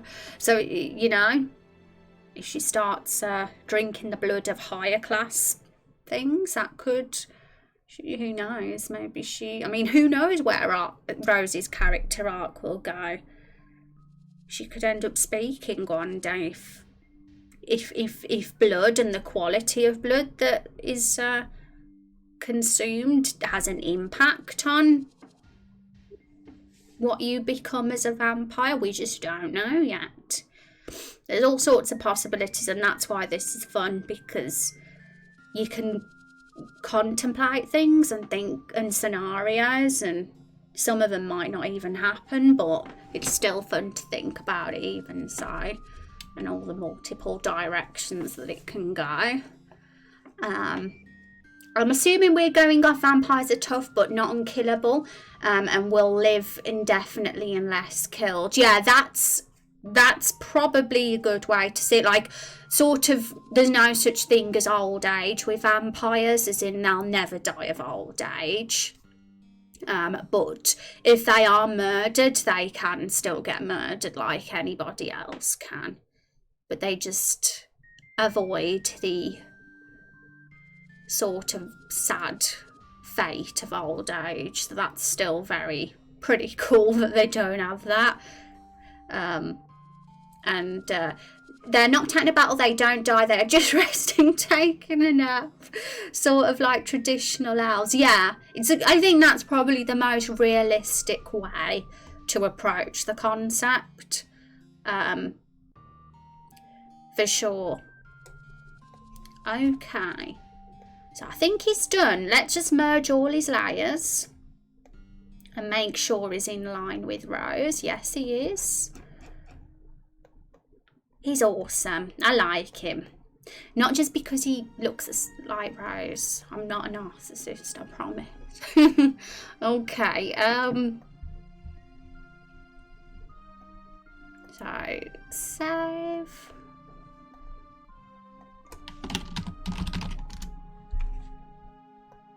So it's pretty simple now from this point. We just need to...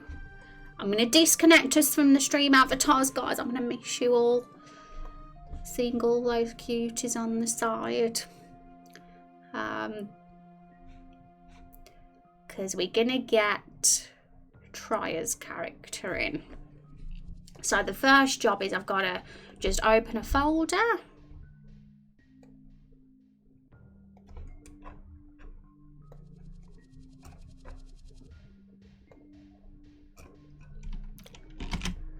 Just copy it over to the stream avatars folder.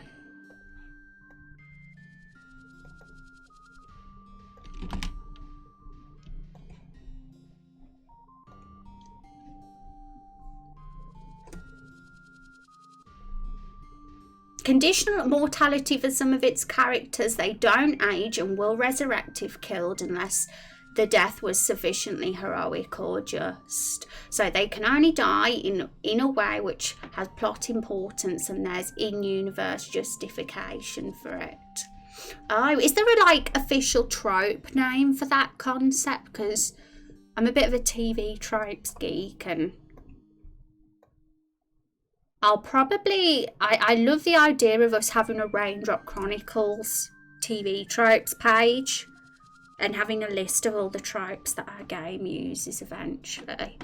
That'll be fun.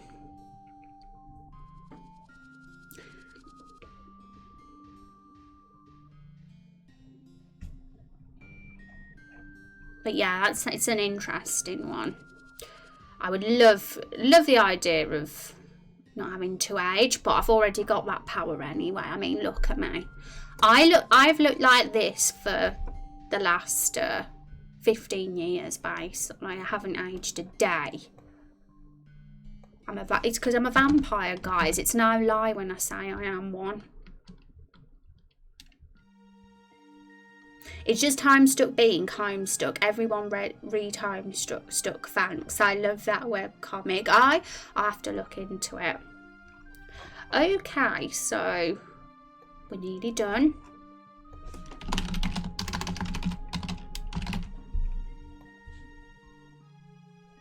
Okay, so I think we can get you in here now.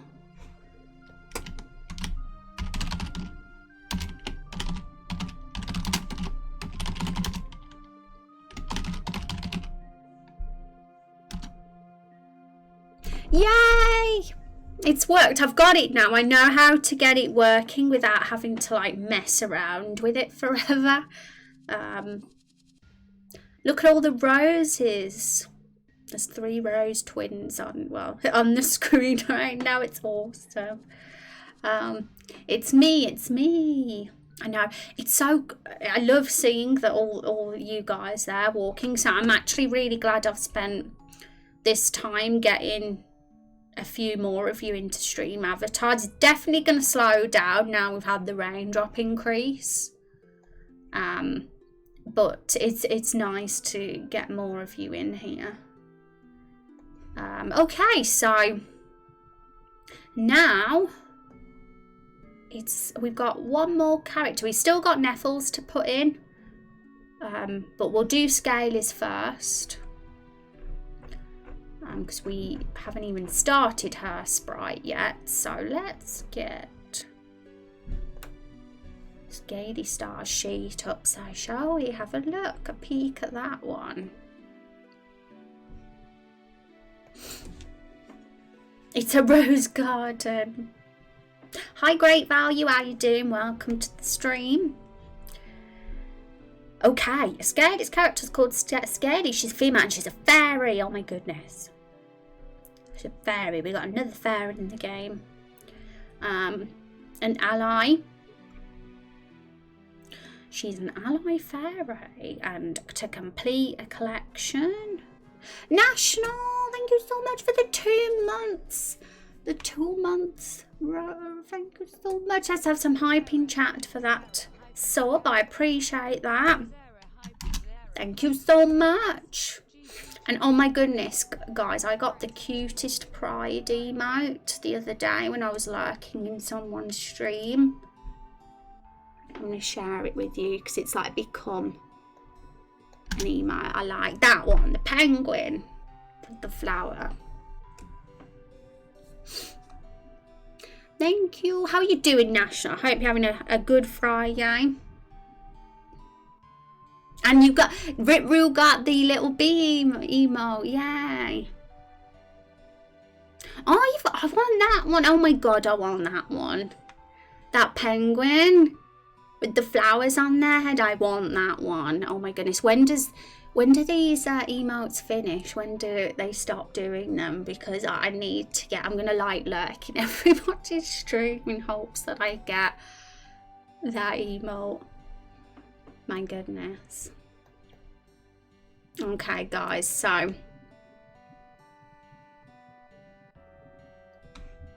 Right, to complete a collection. Oh, that's an interesting goal. I don't think we've had that one so far. Scaly is part of a group of fairy outcasts that want to collect rare magical artifacts. That's pretty cool. Pretty cool. Excited, optimistic, honest, spontaneous, reckless, open-minded, talkative, rebellious, socially awkward, biggest fear is death. Scaly is secretly the daughter of the fairy king in a far-off land, but she was cast out for being too friendly to outsiders. This is interesting because we haven't chatted much about the fairy characters yet because we haven't met any for a start. There's none in the game at present, so there's a lot of there's definitely an opportunity for lore, and I can see us eventually, whenever we introduce a fairy character to the game, for us to chat about that lore. Scaly secretly siphons magic from artifacts her faction collects in order to help adventurers by enchanting their items. Oh, that's pretty cool too, because it's mechanically that's an interesting thing that the game could have as well. Enchanted items. Emotes get removed. Not 100% sure though. I really hope not, because I like them. I like them, and I know that we got to keep the Christmas emotes. I've still got these ones. I really like the Doge one. So hopefully I've got my fingers crossed that we can keep these pride ones too. These penguins are giving me flashbacks to emotes of a similarly coloured bear. Oh my goodness, that's a really cool emote. It's going good. Been a good day so far. How are you? Great to catch on the penguin. I'm glad you got that one. Yeah, I'm just incredibly jealous of Rip Roo's penguin now. He's one up to me with that penguin. But I still like mine. Okay, so. Oh, I see we have double Rex in our stream. That means we need to change someone's avatar. But we don't know, so I don't want to call out lurkers. But we'll say. Guess who's back again? Oh my god, it's you, Storm Eagle with a new name.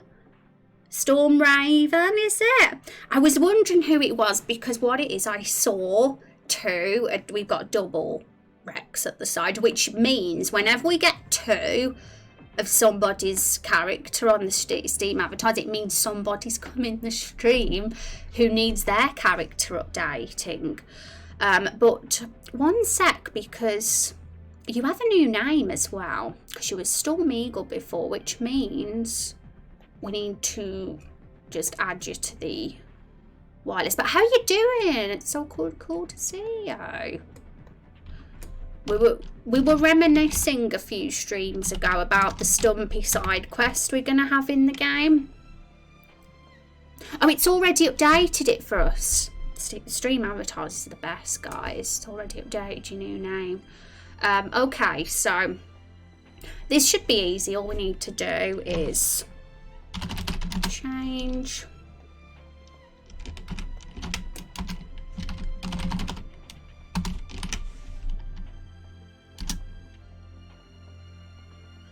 Okay, so I did it wrong.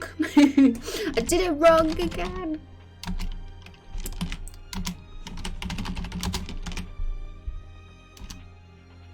Are we gonna get it right?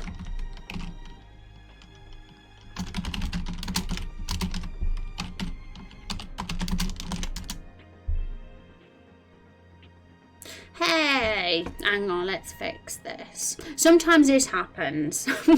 It messes up, but we'll get it working. Okay, so I think it's because your avatar's still called Storm Eagle, that's why. Well, that's cool, we'll just do it. I'm doing fine as my exam just ended. I saw some things on Twitter and I'm finally free after ages, so I'm coming back. Yeah, well, we're happy to have you back. Life gets busy sometimes and life gets crazy, but it's always fun to see peeps come hang out in the stream. Okay, so this should do it. We've done it. Huzzah. Your character's here now. It's hanging out with the rest of us. Yay. All fixed. And my character's surname. Oh yeah, what's your character's surname? Was that on the sheet? Because I might have remembered reading it, but I can't remember now what it was, if it did say. Oh, hell yeah, Lobus is there now. Yeah, and I really love your character. Whenever we get to like a really kind of gritty city, he's definitely going to be making his appearance. Because that's like the perfect sort of like place that he'd hang out. Once work starts, I won't be able to watch anymore because that's when my shift is, yeah.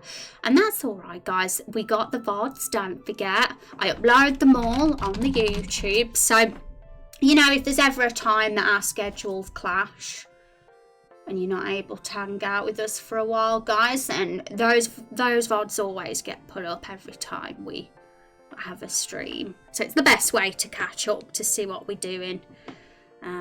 And it mentioned he was from House Raven, which would oh yeah, that's it. I swear I remembered.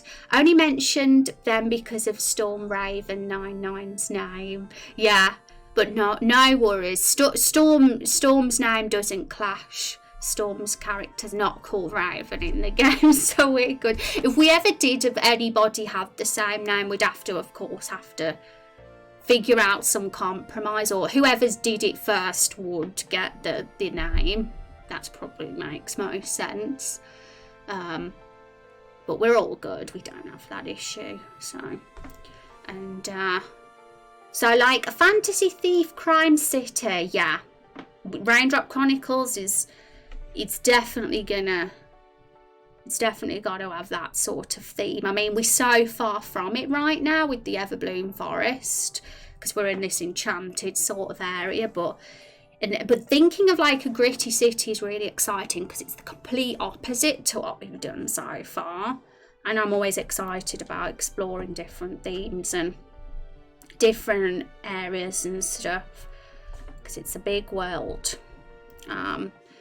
Just thought it was amusing. And what's happening? I'm interested as I haven't been in stream for 2 months, as I've been focusing on my studies for the exams.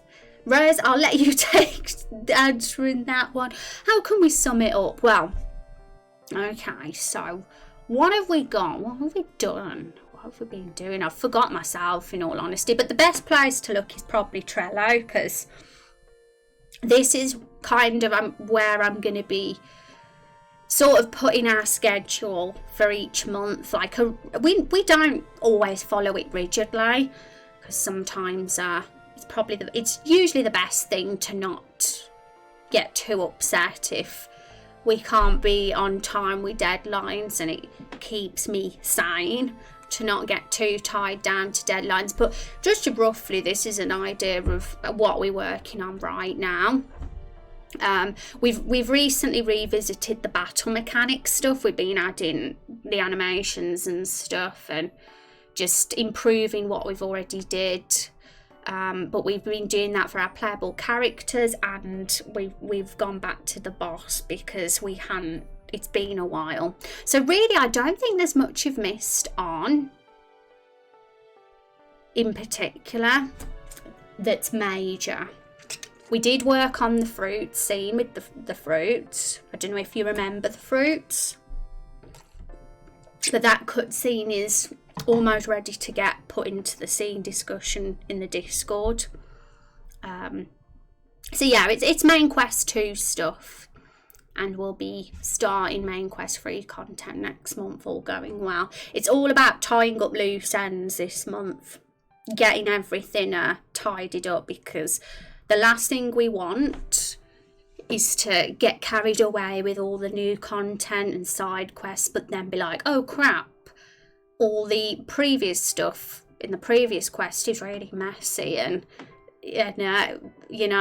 need to do everything a bit at a time. So yeah, first job is getting all the main quest 2 content super tidied up so we can have a playable build. That's kind of the goal, because once we've done main quest 2 and tidied everything up, it's kind of at a stage to be playable at that point, and from that point on we just build adding on content and side quest 2. And the Stumpy one, we have that is one that I think about all the time, the Stumpy side quest. A lot of people who are new won't know who Stumpy is, but you'll love him. You'll fall in love with Stumpy. Anybody that doesn't know who Stumpy is, trust me. And basically my awesome vampire dude now exists, yeah. And people share names in real life. Could have characters share names in game if there's a lot? Yeah, I think the main thing is it would be confusing if characters had the same names, because then when a character's talked about, you'll think, well, what Daniel? Which Daniel? The vampire Daniel or the shopkeeper Daniel? So sometimes it's like novels and like shows like Game of Thrones that have like a ton of characters and stuff. You you want to avoid them having the same name if possible, because then it just can get confusing, in my opinion, I think. So anyway, there is one Steve Limit, thanks to TV tropes. Oh, one Steve Limit, what's that one mean? Usually I know my tropes, but there's thousands of tropes in the world, isn't there? So it's hard to keep up sometimes. Oh, nothing major missed. It's good time to be back, because I won't be that lost. Yeah, and that's the thing with our project. I take things at a reasonably slow pace, because I don't like to get all rushed off my feet, you know. I like to keep things steady, and I'm all about keeping it good quality as well. I'd rather spend time perfecting a quest and a scene than just being done and over with it in a week, you know. So yeah, even if you spend a couple of months away from stream, chances are we won't have done loads, because it's all a very gradual process, slow and steady win the race. The end of the day, like I've got on my new FAQ page, guys, because that was something we recently added to the website too. Where is it? Yeah, the project is expected to be ongoing for most of the decade. So because of that ambition and scope, I have to take it steady, you know what I mean? Because I wouldn't be able to keep up. I'd exhaust myself otherwise. So yeah. Oh yeah, I forgot to say the page looks amazing. Oh, what page? The FAQ one. Just want to make sure we're on the right page. It's basically one Steve Limit is that no two characters in a work of fiction should share the same first name or even similar sounding names. Yeah, I think first name, it's a funny one, because that's, yeah, like if there was two Daniels, that would be bad. But it's really, one thing I really like, all our playable characters so far, if we look at their names, they're all so different. A lot of them don't even have the same letter. So it's not something we've had to face so far, which is great. You guys have happened to come up with a bunch of really different names. Website, yay, thank you, Storm, appreciate that. But yeah, we're back to Scaly's characters. The Scaly Stars character is the last character now that we have to do a sprite for, and then it'll probably be a while before we add any new characters to the game.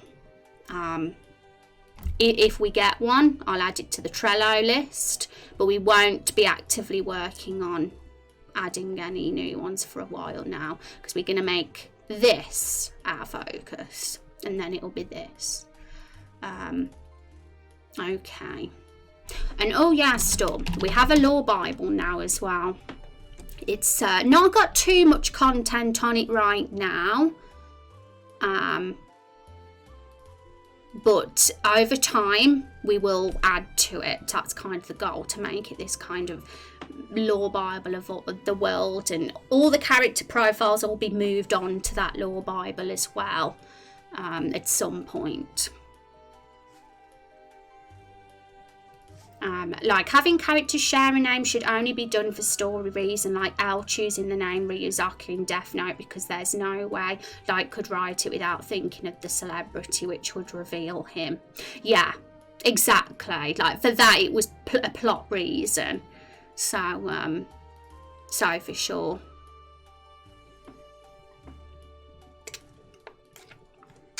Characters got harder to obtain as the Raindrop limit got increased to 1k. Yeah, because I started to realise that we needed to make it a bit harder for the community to be able to fill in the form, because we are getting a lot of submissions. Well, we're getting a lot, should I say.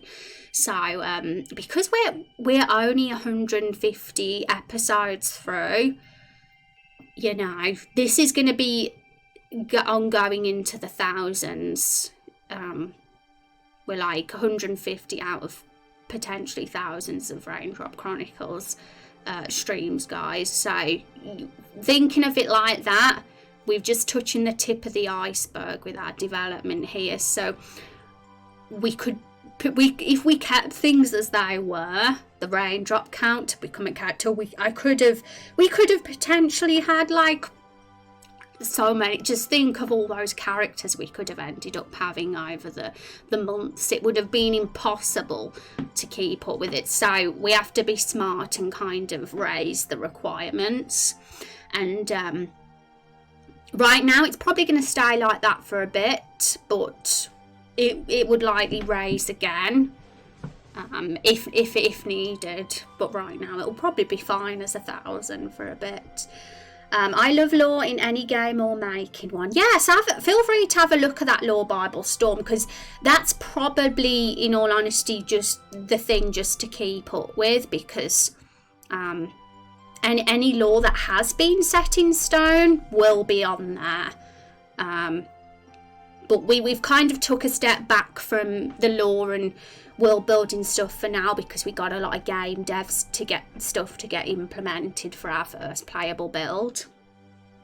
But once we've got a first playable build done, we'll probably have a week or so getting into the lore again and thinking about those kind of things, especially the side quests for Forever Bloom Forest and Lightfall, because that will be something we'll be wanting to work on implementing once we finish main quest too.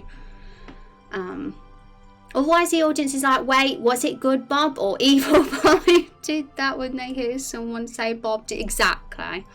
Name a game that has characters that share names. I can't think of one off the top of my head. Maybe there is one, but right now I can't think of one. Chat, if there's a game, feel free to say if there's any that have the same name. But like Trier said, I could imagine if that was a thing, it would be for plot reasons. Like if someone was like posing as someone or something like that, then they'd have the same name. Smash Bros has like 3 links, yeah. Well, it's technically the same person, isn't it? Correct me if I'm wrong. Okay, so Scaly Star. Okay, so we definitely got plenty of time before the end of stream, which I'm glad about, because I'd really love to get Scaly Star's character done at the end of the stream. I really think she's a cool character. From what I've read here, it keeps things open enough, you know, to think of some potential fairy kind of lore later on when we get to that point in the game. Okay, so pallid violet, long purple freckles, purple eye colour, cool. So she's a fairy, and we do have another fairy in the game that has violet hair as well. So we'll make sure Scaly's look is distinct from that one. We'll make her look awesome. Okay, so back to the character generator. So this will be our last character stream, because Scaly is our last character now. And next week, guys, we're going to be working on the boss, the fruit boss, and the goal will be to finally get it done. I'd love to be able to say that we've finished the fruit boss and we're really happy with the balancing and how the skills work and how it works mechanically. So that's kind of going to be the goal for next week. And then the week after that, maybe just making sure that the cutscene before that boss fight and after the boss fight work well, and they're entertaining and fun. And then at that point we'll be making good progress, really, because main quest 2 will be done, and it will just be really just tidying things up at that point. I was away from it. Hi Van, welcome back. How are you doing? How you doing, Van? Welcome back. Hi, Carlos Hansen. How you doing? Good to see you too. Let me catch up with chat. So, oh, they're all different people. Interesting. So what we're talking about, those that have just come in, we're talking about games that have characters that have the same name. Do you get what I mean? Because one thing I said, I'm of the opinion that we don't want to have, want to avoid characters having the same first name in Raindrop Chronicles. Because in games or movies or TV shows or novels that have very large casts, like 50 plus characters, 100 plus characters in them, it can get confusing if, say, there's 2 Daniels or 2 Roses and they're completely different people, because then when they're talked about in passing, they'll be like, what Rose, what Daniel? And the question is, I think it was Kindle too asked, or we just says, so what games are out there that actually do have characters with the same name? Because it's an interesting thing to consider. I'm interested to know why games have approached it that way if they have picked characters with the same name. So I'm going to catch up with chat because I know some of you have said some things. Oh, so it is the same link, try, but they live centuries apart.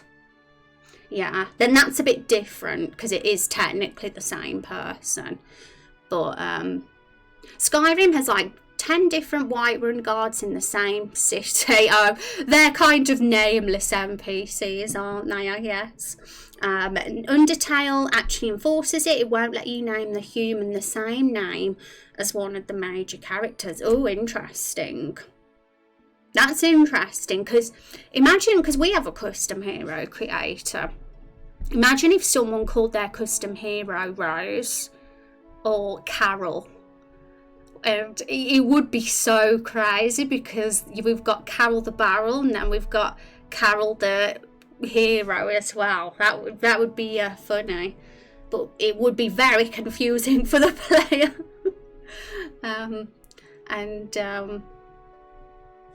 Also, I thought of an Icon RPG that has characters share names. Undertale. There's like 6 Temis. Oh, see, you guys have contradicted yourselves, because Trias says it won't let you name the human the same name as one of the major characters. But yeah, I see it as different if it's, say, something like Whiterun Guard or something that's a generic name, then yeah, you can have multiple of the same thing. But if it's your individual birth name, then that's what I'm talking about more, I guess.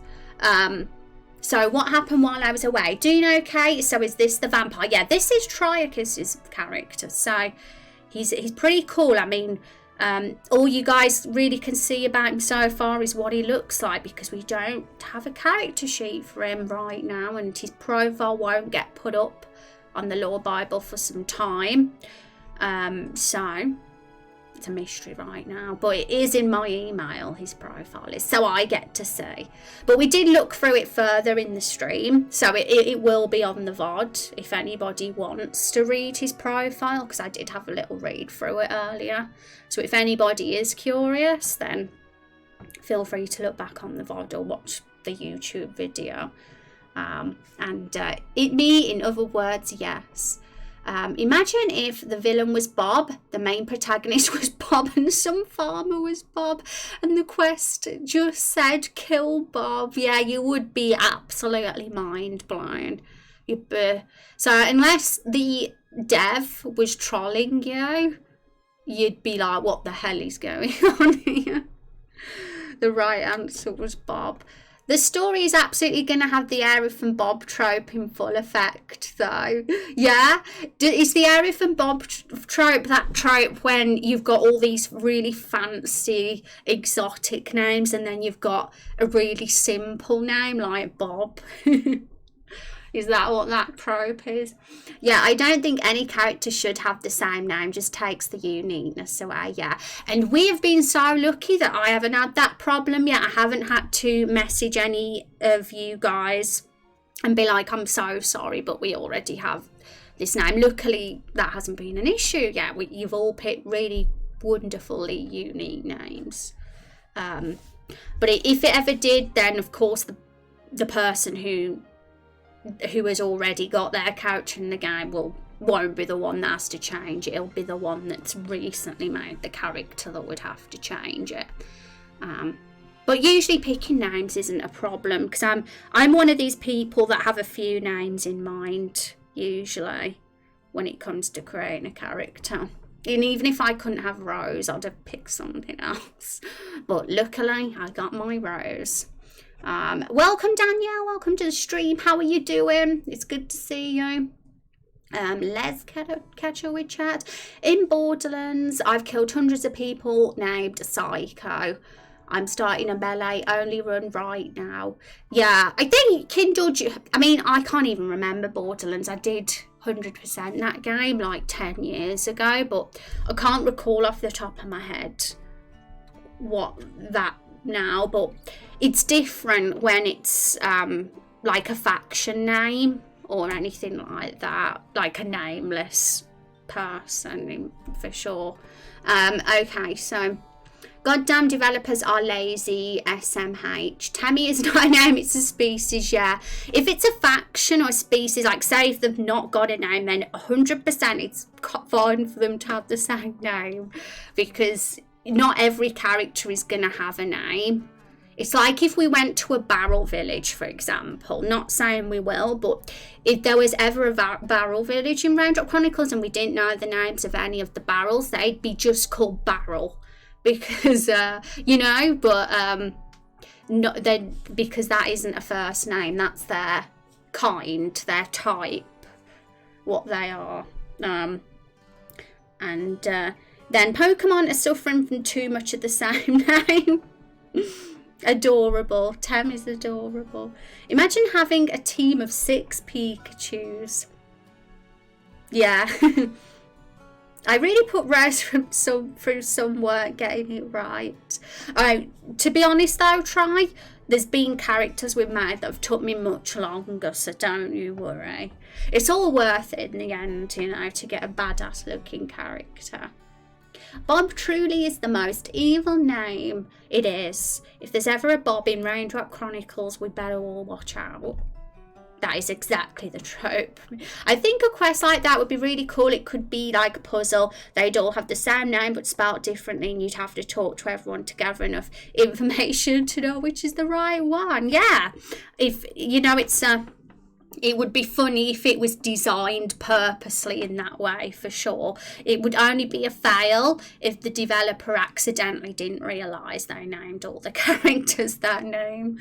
I know so many people in real life with the same name at work. There's 5 Kathys. Speaking of awesome characters named Rose, the good old detective quest, that sounds funky fresh. Yeah, we got to have a detective quest, at some point, maybe more than one, for sure. We want all the best quests. Like I was saying, I'm not going to have crappy quests in Raindrop Chronicles. Like, I want to avoid generic quests that you see in every single RPG out there. We're going to have special quests, memorable ones. I want all our quests to be the sort of quest that people remember and think, oh yeah, remember that quest? That was, because at the end of the day, the side quests are going to be just as time consuming to make as some of the main ones. Maybe not quite as time consuming, but they still will be. So, of course, we want to make that time is precious, and we want to make sure we're at least creating some good, really good quests among them. And the Stumpy quest is an example of a quest that is a great quest. That's why I always think about that one, because it's one that ticks all the boxes of being a great quest. So whenever we do have our side quest streams next month, We'll probably have like a big doc up where we like write down notes and stuff together, and we'll eventually kind of shortlist the best ones that we like the most and just make them as awesome as possible. But if any quests that don't make the shortlist, might not necessarily it might not mean they weren't good enough. It might just mean that the setting would be better for another area later on in the game. Like some quests might not suit the Everbloom Forest theme as much, but there might be a time for them like that's perfect in another area. So that might be the case with some quests as well that we think of.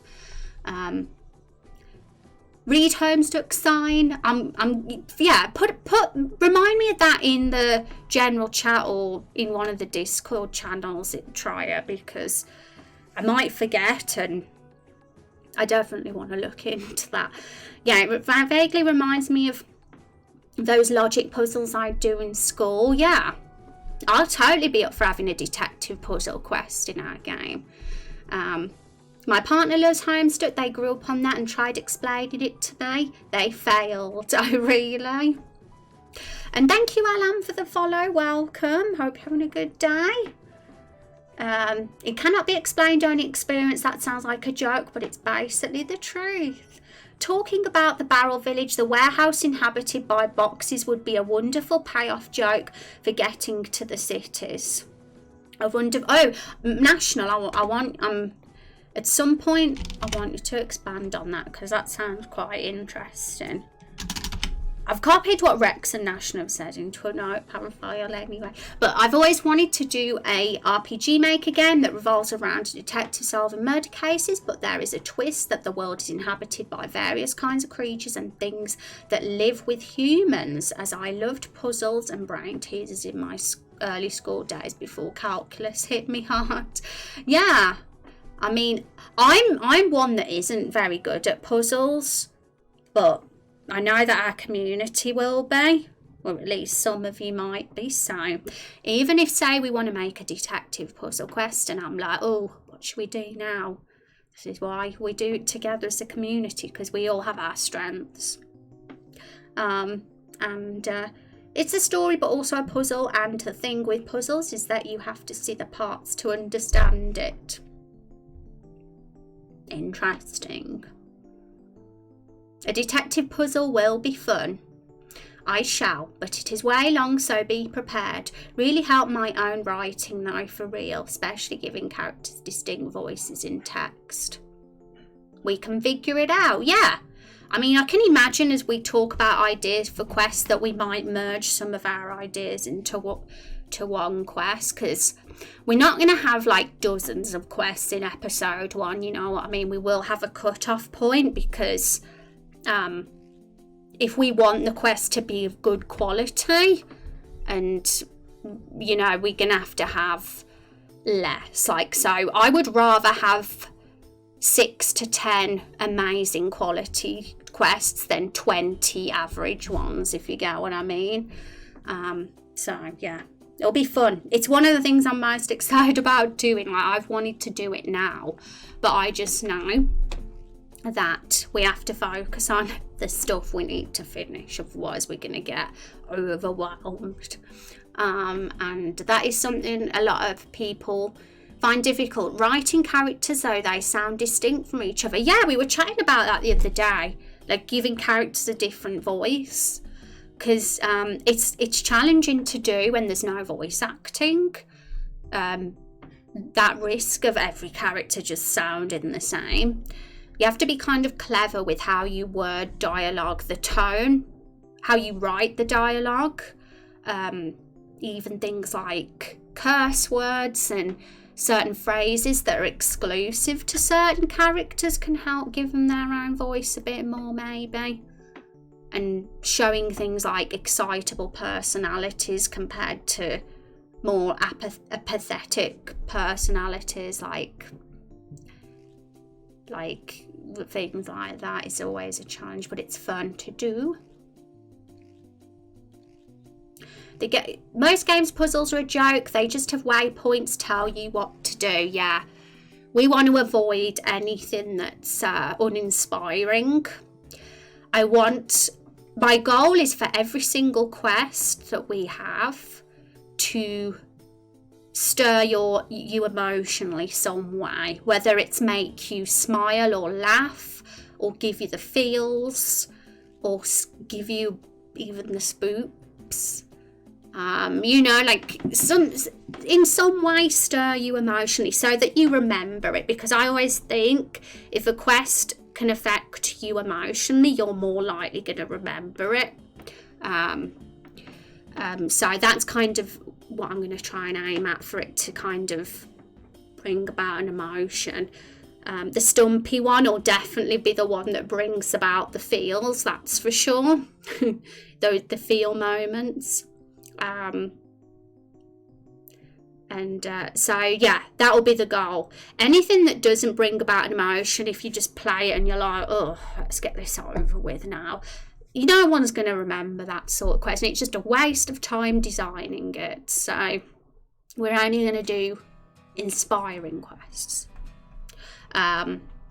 Starts a puzzle mission. A huge point to go here. Your spider senses are tingling.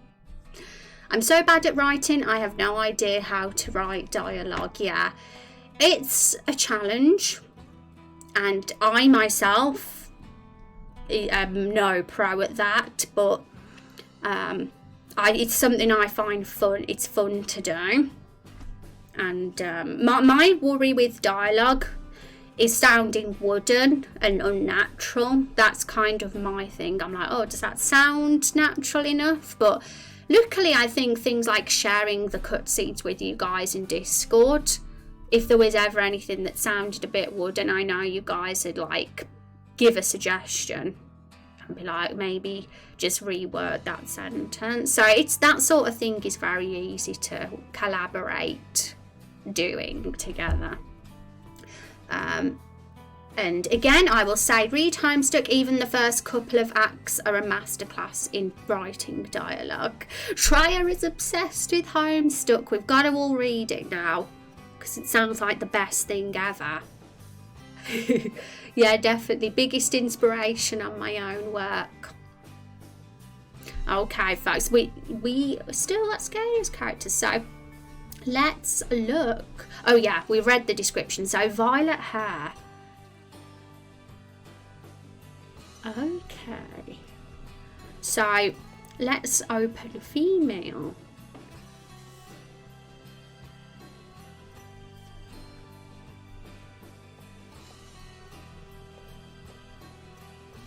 Okay, so fairy ears. No, those are the fairy ears. There we go. Gonna just take clothes off for now.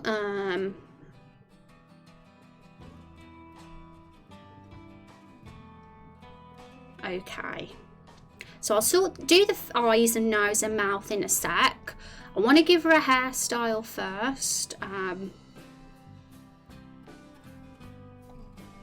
because this particular hairstyle that we've currently got is already a violet-haired fairy already actually has that hairstyle, so we'll want to make Scaly distinct from that one as much as we can, but we do have lots of choice.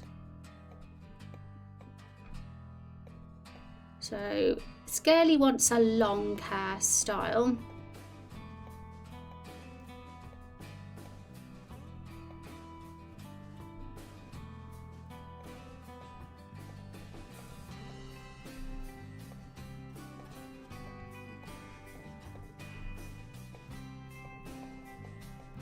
As I'm indecisive.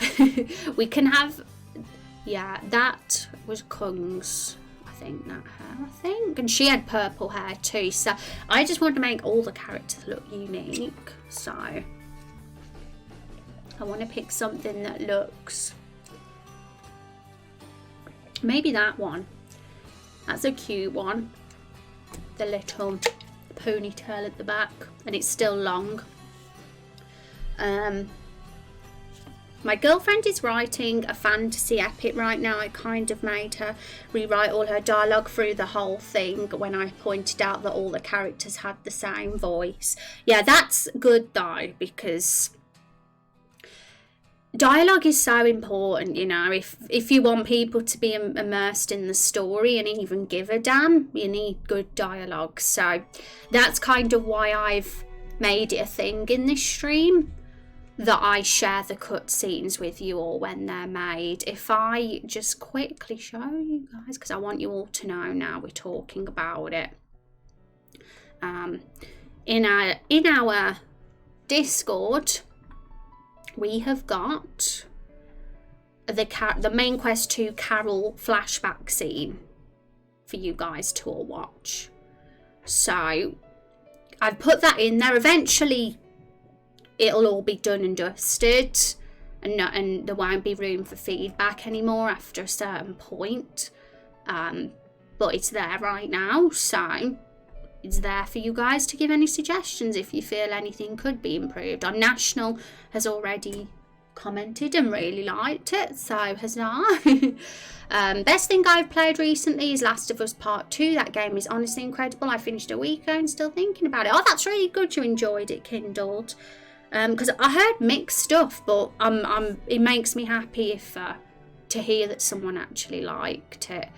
Some people I saw really did like it as well. I've definitely heard a lot of good things. You always get people say something negative about anything, even if it's the best game in the world.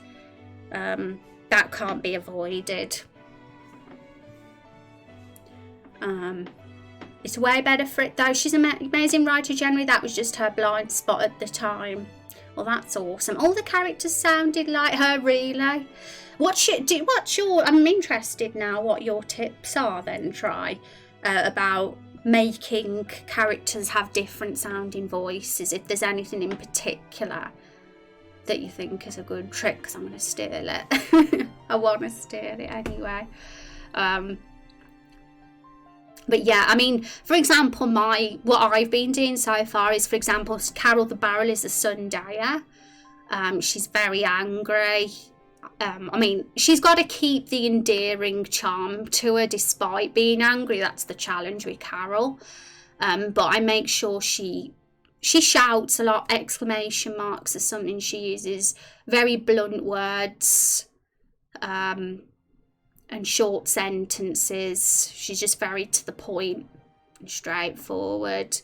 Whereas other characters would be very different. Some would be a lot more rambling and, you know, might be more hesitant and use ellipses more often and things like that, and never any exclamation marks. Yeah, it's impossible to please anyone. Yeah, you gotta go into things as a creator realising you'll not please everyone, because you'll drive yourself insane otherwise. People that complain about it are the ones who haven't played it and they're just upset about leaked footage. Yeah, and if you go on Twitter, there'll always be someone who has something to say about anything. So it's unavoidable in the world of social media to avoid any negativity. And so there are obvious things like some characters might have a penchant for long words, even when unnecessary. Preference for long sentences or short sentences. They tend to use many adjectives. Yeah. Yay! Try saying what I said, so I'm glad. But I think that's a very good point, Try. And do they talk more about what's or whys? Oh, that's an interesting one. What's or whys? I'm intrigued now. Last of Us 2 is a masterpiece. 1 and 2 are the best story I've seen. P2 is up there in my favourite games of all time. Hi, Amazing. You like Last of Us 1, did you? I think it's always hard for a sequel to compete against the original if the original was great. You know, it's always a challenge, isn't it, for the developer to get even better than something that's already considered a masterpiece. Okay, so yeah, I just wanted to let you guys know that that flashback scene is in there, just so everybody's well aware of that. And eventually the fruit scene will be popped in there as well at some point, maybe next week for that one. 16 personalities profiles as your general framework, really helpful. Oh, the Myers-Briggs personalities, yeah. I mean, I was using like the RPG alignments for the fruit characters to kind of give them their kind of personality as a sort of framework template for them. And I also gave a trope to each of them as well. But yeah, the 16 personality types is another one to do as well. I think that's a good idea. These are guys that made Uncharted. What happened to their good storytelling? It's all opinions, isn't it, though? I mean, I think the main thing is, guys, we have to respect each other's opinions. Some people will get enjoyment from something that you might not get enjoyment out of, and that's fine. You know, not everybody's going to have the same favourite game or same favourite story. And I think the main thing is that, I think the problem is a lot of people get, but you know, we got to just respect each other's opinions more, that's all. We need to all chill and relax about things. I mean, I didn't personally like the Final Fantasy remake very much. That was my opinion. I didn't like it. I was disappointed. But if somebody did like it, I'd be really happy for them, because, you know, it's nice if people are happy and get joy out of something. Just because I wasn't the biggest fan doesn't mean that I don't want everyone to hate it. And it was the giraffes that did it. Oh my god, look at that giraffe emote. I don't know if you're familiar, they take the INTP, for example, in Daniel's case, personality types, but way better at it than traditional Myers-Briggs based on modern personality research. I am familiar. I'm actually an INFJ. INFJ. Yeah, that's my personality type. I think it's very good as a template to get that framework for the character, because it can really help you get an idea of a character better when you have that personality type. So yeah, it's smart to do. And yeah, I don't agree with putting characters all in a box, because sometimes not everybody's going to be one of 16 personalities, but it's definitely a good starting point. It's better than not doing it at all. I wrote Daniel's profile with him being an INTP in mind. Yeah, he definitely seems like that, a thinker type, for sure. That was the best explanation I'd heard. It's less Final Fantasy VII and more of a lining up with the movie. Yeah, I think it's because Final Fantasy VII Original is my love of my life, so for me it just changed too much. It was very Kingdom Hearts rather than Final Fantasy to me.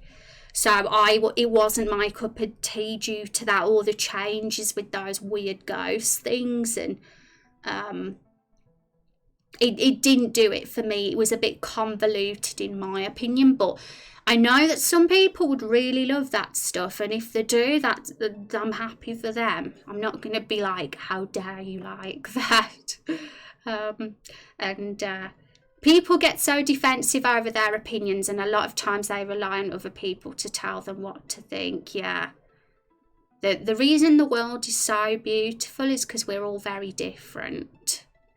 And think different. We don't want to end up like carbon copies, sheep, do we? That would be awful. If everybody was the same. How boring. Isn't Myers-Briggs not substantial by anything, and that's being replaced by the Big Five? Oh really, there's another replacement? Interesting. That's why I like 16 personalities. They take that modern research and use it to improve on the easy to understand concepts of MBTI. If I got that right, I'm bad at saying letters in the right order, damn it.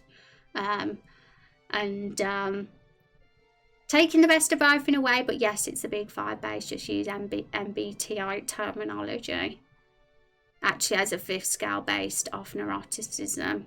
Oh yeah, it does, and fortunately I'm the neurotic one, aren't I? But I wished I was the other one.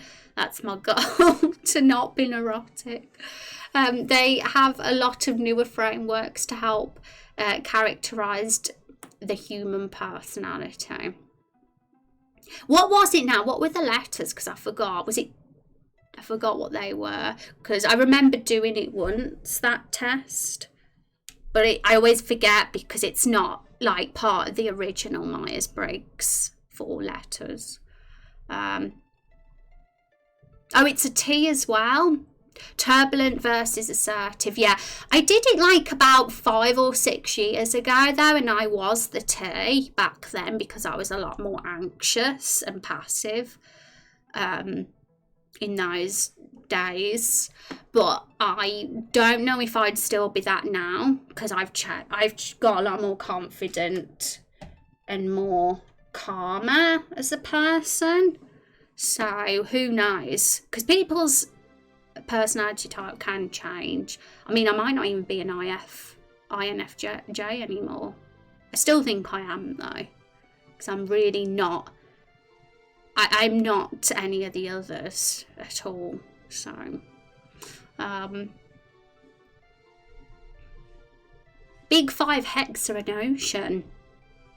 I loved Kingdom Hearts when I was a kid. The only problem is now that I'm older, it didn't grow up with me. If anything, it felt more childish, and that was very disappointing for me. But a lot of people love 3. Yeah. So, yeah, it's something you'd like when you're a child, but it stays quite childlike. I definitely get that, and then your taste can change. But it's nice that it has good memories for you in some way. For your younger years at least, even if you've moved past that now, for sure. I took the quiz once but forgot what the result was. It's mainly Big 5 but uses terms people are familiar with. But are you more of a snake, honey badger, griffin, or an eagle? Ooh, what would I be out of all that? I wouldn't be a snake, would I, guys?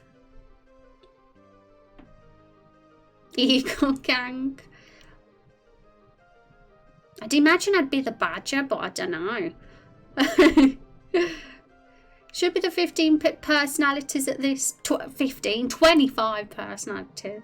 What am I reading? Did you like the Kingdom Hearts games? I never played them, Raidu, which is shocking because as a Final Fantasy fan, you'd think I would have, but I only played Final Fantasy because my dad bought them for me. Because we had a PlayStation 1 for 1 year for Christmas, and he just happened to get me Final Fantasy 7. It was just a random buy. So I just played what I was bought, and I'm very grateful that I was bought that game, because if I wasn't, I would have never played it. I might have found it in my older years later on and discovered it and enjoyed it, who knows. But Kingdom Hearts is one I never experienced as a child, and then never had any intention to as an adult either, mainly for the same reasons as you, Ray, do. I feel like, would I even like it? Because it's quite... As I've gotten older, I'm more interested in more serious themes and stuff. And I've heard that Kingdom Hearts is very convoluted as well. With its storytelling, and that's never been a style of storytelling that I've been personally fond of. I prefer things to make sense. but yeah, getting to Kingdom Hearts only to be trade come Kingdom Hearts 3. They're gonna make some more.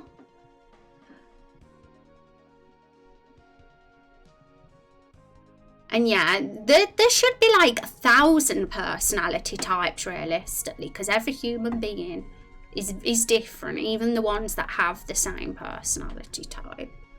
Played them as a kid, but I want to replay the Kingdom Hearts games. Yeah, and then you can take that spectrum and draw little lines on it to make each area of it easy to understand. Glad Cyberpunk is a thing, because they are not enough adult themed franchises that I like. I am so excited for Cyberpunk. I don't even have the words. Like, there really isn't a game that I've been that excited about for years, in all honesty, and Cyberpunk is the first one I can say that I am. So I'm very much looking forward to that one. And it's not even the setting or the genre or the themes for me with Cyberpunk. I've never really played a Cyberpunk game before. It's what it is for me. It's just I believe in that dev team. I know they create incredible things. So anything they make, I'm going to get. But it does look very good. I think everything about it, the world, I have to say. I think the only ones that are worth playing are 1, 2 and Birth by Sleep. Yeah, I have a friend that's a really big fan of Kingdom Hearts, but even they told me that I really need to avoid some of the games in the franchise if I was to play them. And that's coming from a die-hard Kingdom Hearts fan. And all the others made the story dumb, yeah. Can't wait for Cyberpunk. I want to see the character creator. Yeah, if you guys want to talk about like lewd stuff, then definitely whisper each other rather than say it in my chat. Want to see the character creator. I do too. Like, I am so excited to make Cyberpunk Rose. I want to make my Cyberpunk Rose. I'm going to make her look like me, but like a way more badass version of me. So I'm really looking forward to that. Growing up with Syndicate, Perfect Dark, even Oni was pretty alright. It's an awesome genre. I want to get into the asymmetrical card game. Ooh, asymmetrical card game. I've heard, out of all those, I've heard of Perfect Dark, but yeah. Why can't it be time for Cyberpunk now, guys? that's all. I want it now. I know, I've heard that they have that as options. It's going all out, this game is. It's going to be the most advanced character creator of all time, isn't it? Probably. Alright, that's my prediction. Hi Mia, thank you so much for the host. We're talking about Cyberpunk. We're talking about the character creator and all that. How are you doing?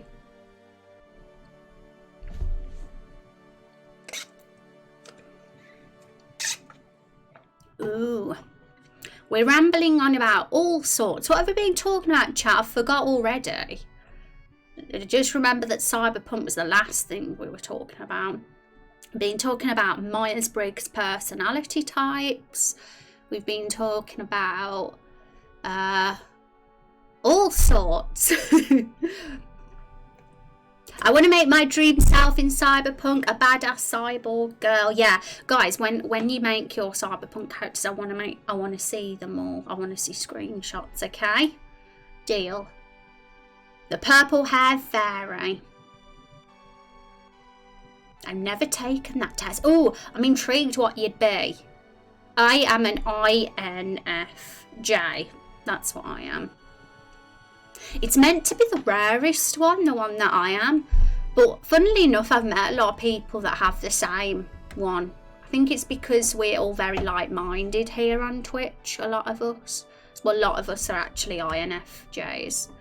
The purple-haired fairy. Yes, we are making Scaly Star's character. Let's get it back up because we've been hiding it. So I'm actually, because Scaly Star's character, I want to make sure she looks different to Fantasia's. Even though Fantasia's character wears a mask, I still want to make sure that she's distinct and looks really awesome and cool. So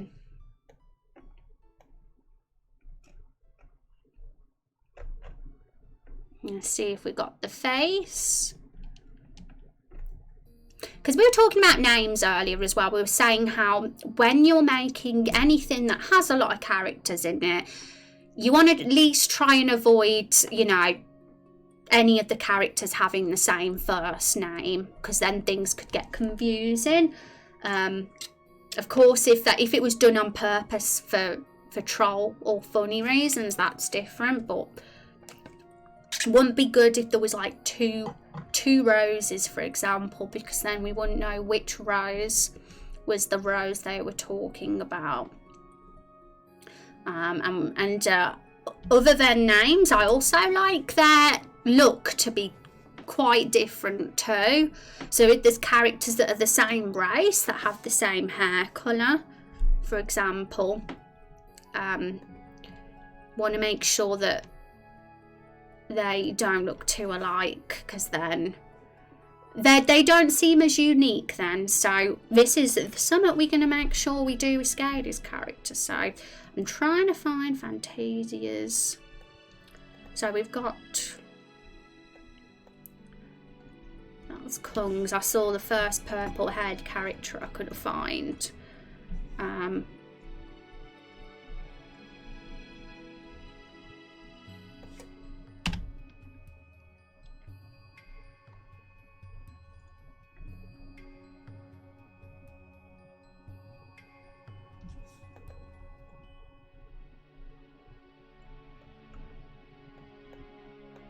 I've got so many files.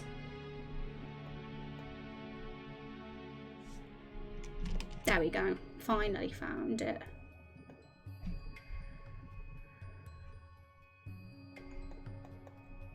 So this is Fantasia's character, this one here.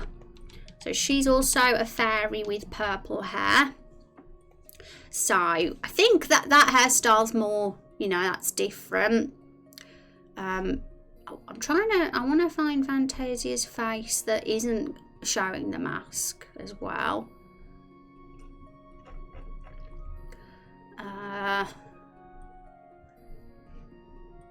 Let's catch up with chat. I need to catch up with chat. Oh my goodness.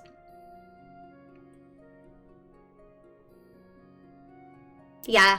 60personalities.com, that's it. I want to explore the weird technology advances in cyberpunk, like the brain dance technology. Oh, that sounds so cool. Like, I found out about that and I got really excited. Black Mirror tech, I know, right? And can we put jewelry on her and in her hair, her ears? Then she can have anyone else's hairstyle. Yeah, that's true. I mean, all that she needs to have, really, is long purple hair, but we've got a number of long hairstyles. There's the plaits, there's the pigtails, and there's also that one and ponytail, and not that one because that one's broke. And where is that other one that had that, the cute one?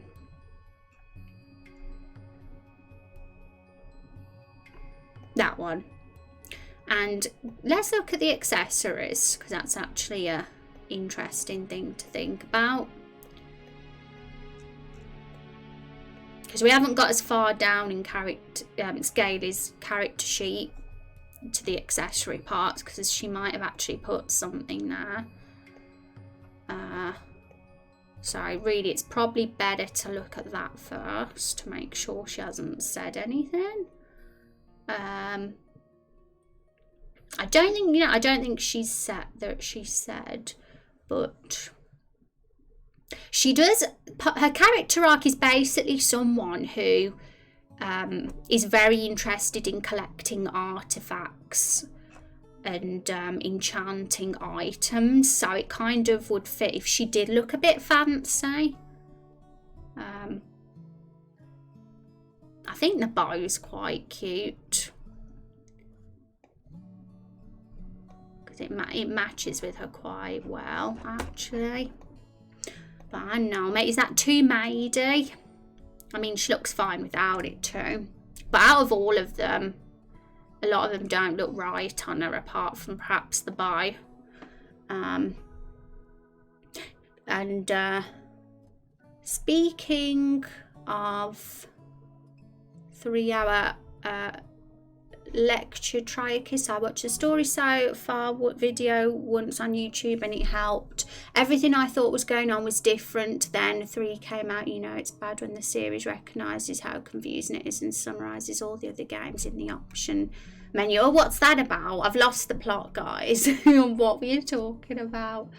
Oh, Kingdom Hearts 3. I think I know that's what you're talking about now.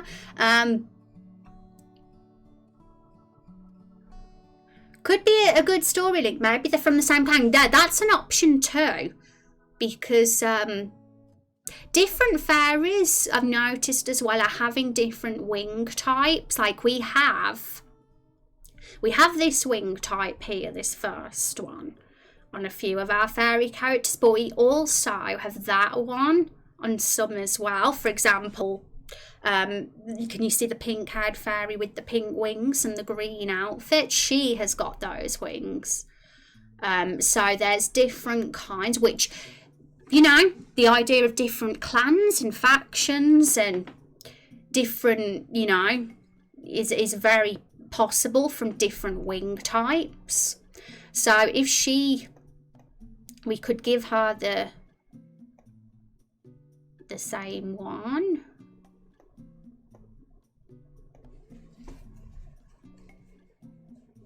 The long straight hair is very scaly. Oh, really? Should we have it? Which one do you mean, Mia?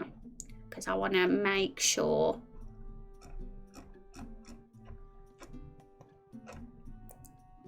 That one? I think that's the long straight one.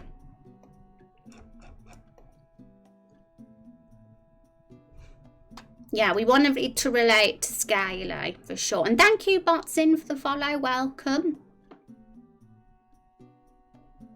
Do we have Everbloom Forest specific character accessories? We don't, but because we don't really know, a lot of these characters aren't going to maybe even be in the Everbloom Forest.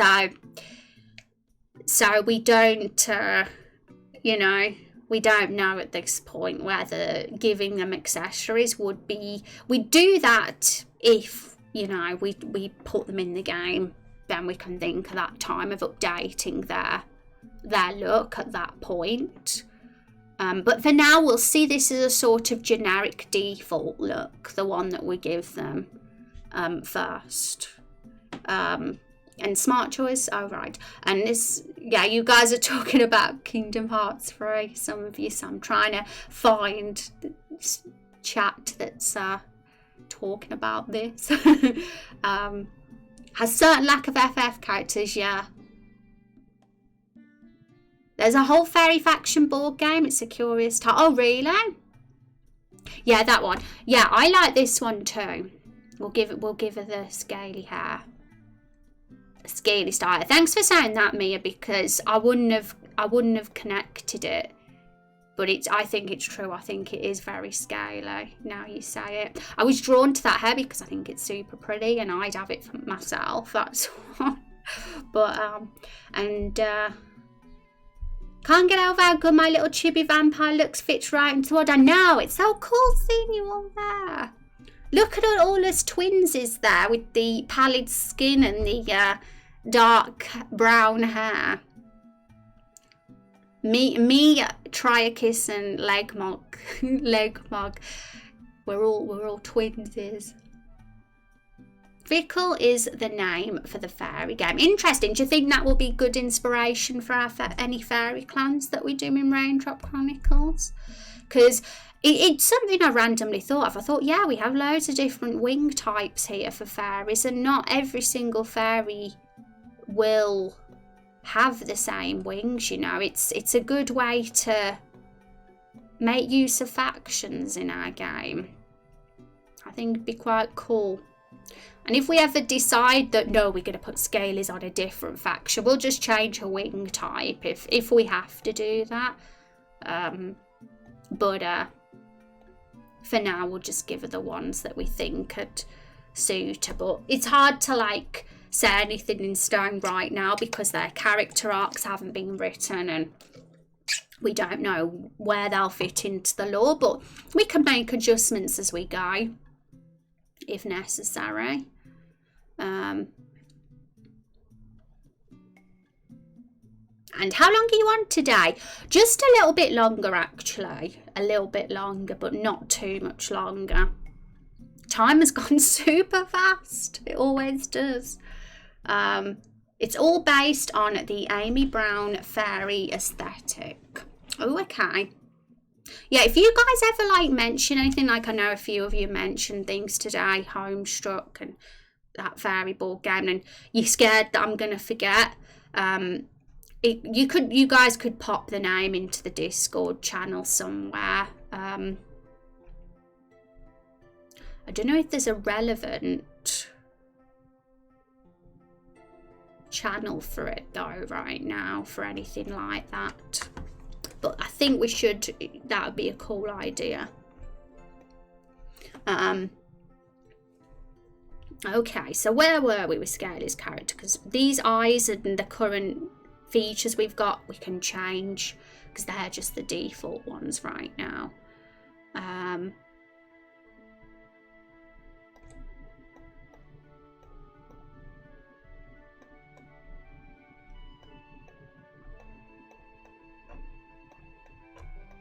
Yeah, some of these accessories look bonkers. I think she's fine without any. I think she looks distinct enough now. I know Fantasia's had the red lipstick without the mask on, so I think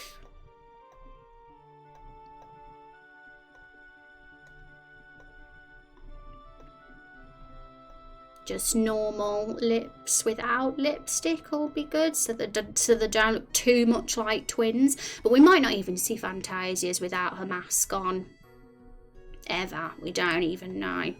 Might get pulled off one day, or it might not. Wonder what sort of mouth we should give her.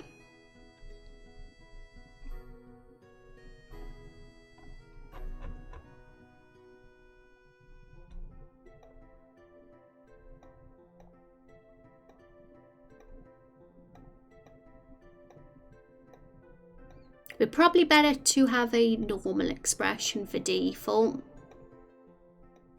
So much choice. We should look for eyes as well.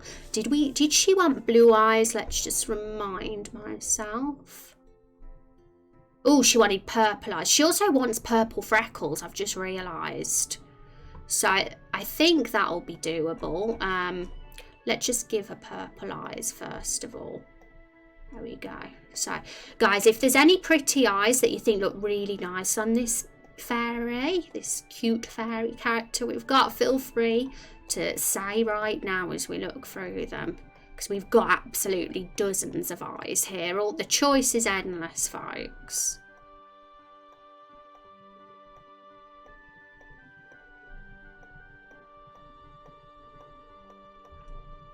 Spoilt for choice.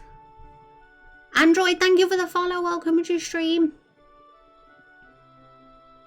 Small question about a character I'm making. Oh, for your game? Feel free to ask.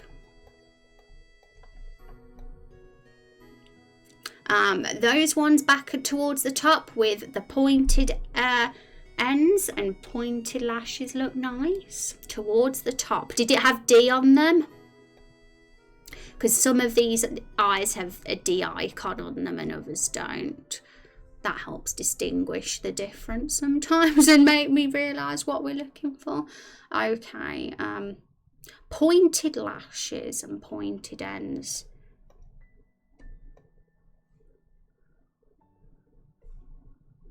Or were they ones that didn't have the D on? If you said towards the top, probably not.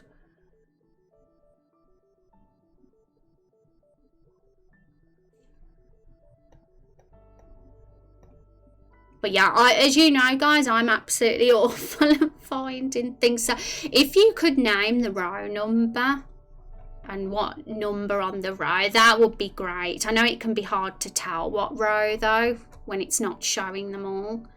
So it's a bit of a silly one, isn't it? For sure.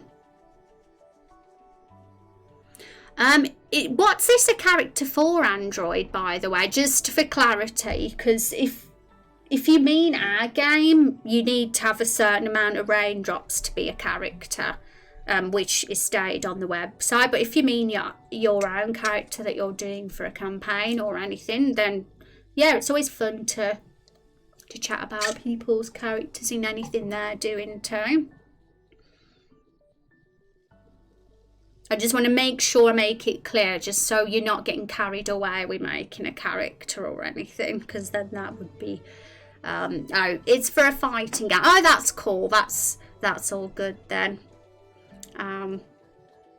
If you want to share a picture of him now, you can post in our creative work channel in our Discord, because we do have a creative work channel, so that's probably a great place for sharing any images with our community of anything you want to show off. Yeah, you're totally free to. We have that channel open for anyone that wants to share their work.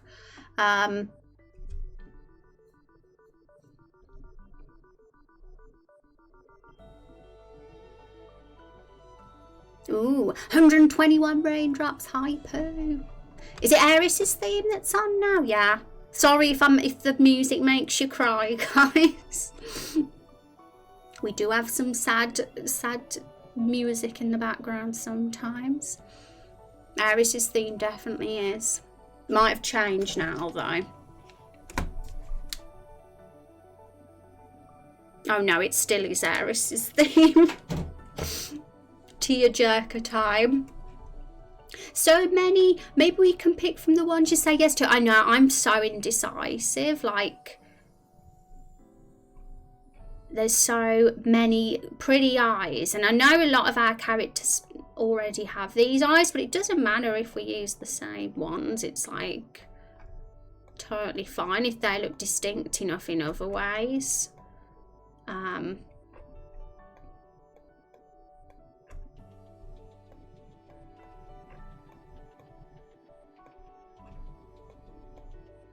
But yeah, I'm the worst at deciding, because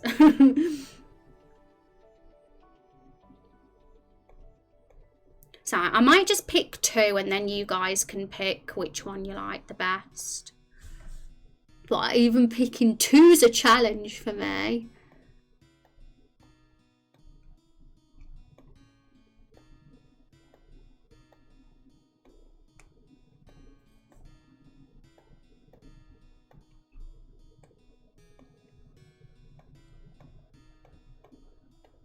Like, this is a reason why I take 4 hours in an RPG character creator to make a character. Because I'm like, oh, but I like that. Oh, but I like that. And I always never know which one to go for. What's after a shower? A bath? Well, you'll have to see, won't you? That's part of the fun of gathering raindrops, to see what comes next.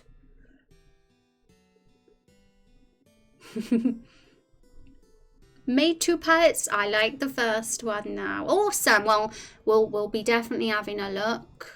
I usually have a peek in there after I've had my dinner when I can. Thank you for sharing. So hang on, what's her personality like? Because that'll help us a whole bunch. Because if anyone's a sly character, they'd suit more of a slitted eyes. But if they're like more lively, then okay. So she's excited and optimistic, so maybe quite being wide-eyed will be good for her. If she's excited and optimistic rather than the smaller, slyer eyes.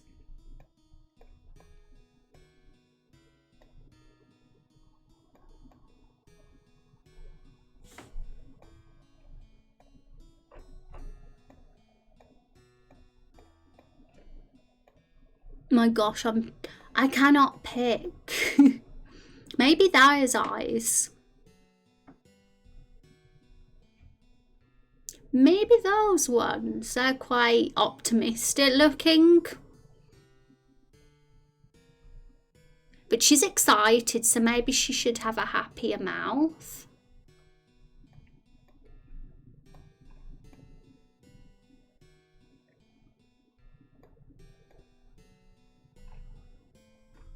maybe that mouth. That's an exciting mouth, isn't it?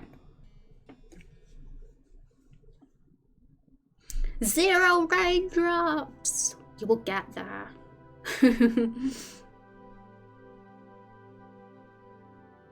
Capulus is Latin for coffee. Oh, Capulus, I admire. He sounds like one that's not to be messed with. You said it's a fighting game, so yeah, he'd win all the fights, I'm sure, with that name. I try to be a happy, bubbly person, but I have RBF and mean-looking eyebrows. Oh, really? Yeah. Well, I'm sure your eyebrows are lovely. I'm sure. I mean, you might be seeing that in yourself, but if you showed us a selfie, we might say different. Never know. I know I've said things about myself, and other people are like, no, that's not true, Rose. And summer brings nice rainstorms. You like storms? I'm scared of storms.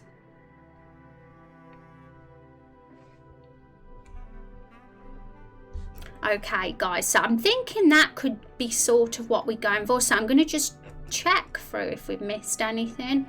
So she needs a pallid complexion, though. I've just sort of seen that. So the pallid complexion, was it that one? I think it was. It's whatever Rose's skin colour is, which I think is that one, because that's the default. That's the fair, that's the pallid, and that's the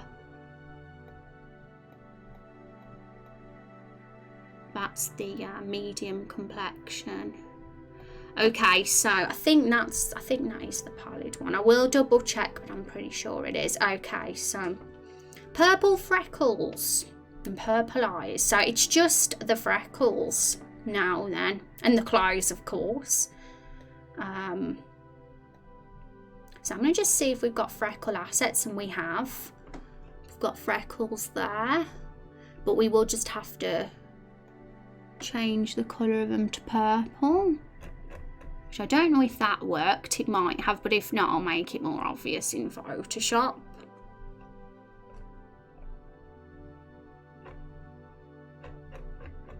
Purple freckles. Maybe the fairies like have exotic kind of rainbow coloured, like sort of freckles and skin tones and beauty marks. That would be quite interesting. I love thunderstorms, do you? My goodness, Rex, you'll have to like make sure you look after me then if we're in a storm, because I don't like them. Go in for the 1K club, you'll get there. That means you'll get the brand new legendary Raindrop 1000K role in the Discord once you get that. 99% Tyden has a very easy temper that if you just say coffee sucks, he will throw you out of his cafe. Oh my goodness. Well, to be honest, if anybody came in a cafe and said that, they don't deserve to be in the cafe, do they? It would be like if someone came in this stream and said, your game sucks. I'd throw them out too. You know, don't go into someone's place if you're gonna insult them. That's a big life rule for people, in my opinion. Okay, funny time barista. He sounds cool. Nice. 1 whole drop. Congrats. It's like glitter makeup. Yeah, it is. It's making me really excited about fairy lore now, and I know that we can't really talk about it much because they're not in the game yet.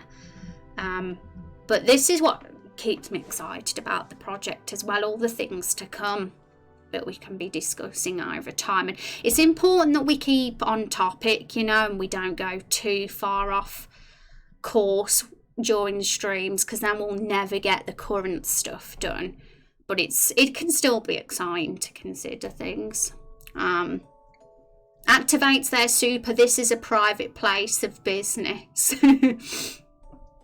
Okay, so I think that's it. So let's just quickly look at clothing. I mean, we don't have much time, but I think something that goes with her appearance will work the best.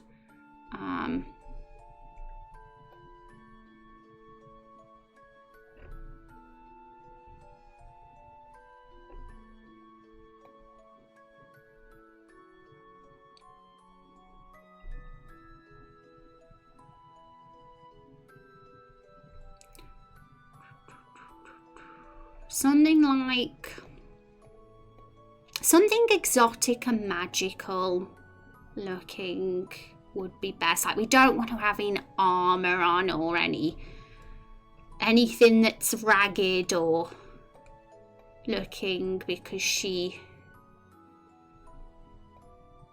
will find something. No, because that's our choice really. There's nothing on the character sheet that is like, what clothes do you wear? We don't ask that question. People only fill that in if they've got something specific in mind, and if you have, that's fine too, but there's nothing super specific here. But as she's somebody that is collecting special magical artifacts, is there anything sort of clothing you think would suit that sort of person, guys? I'm having a little look.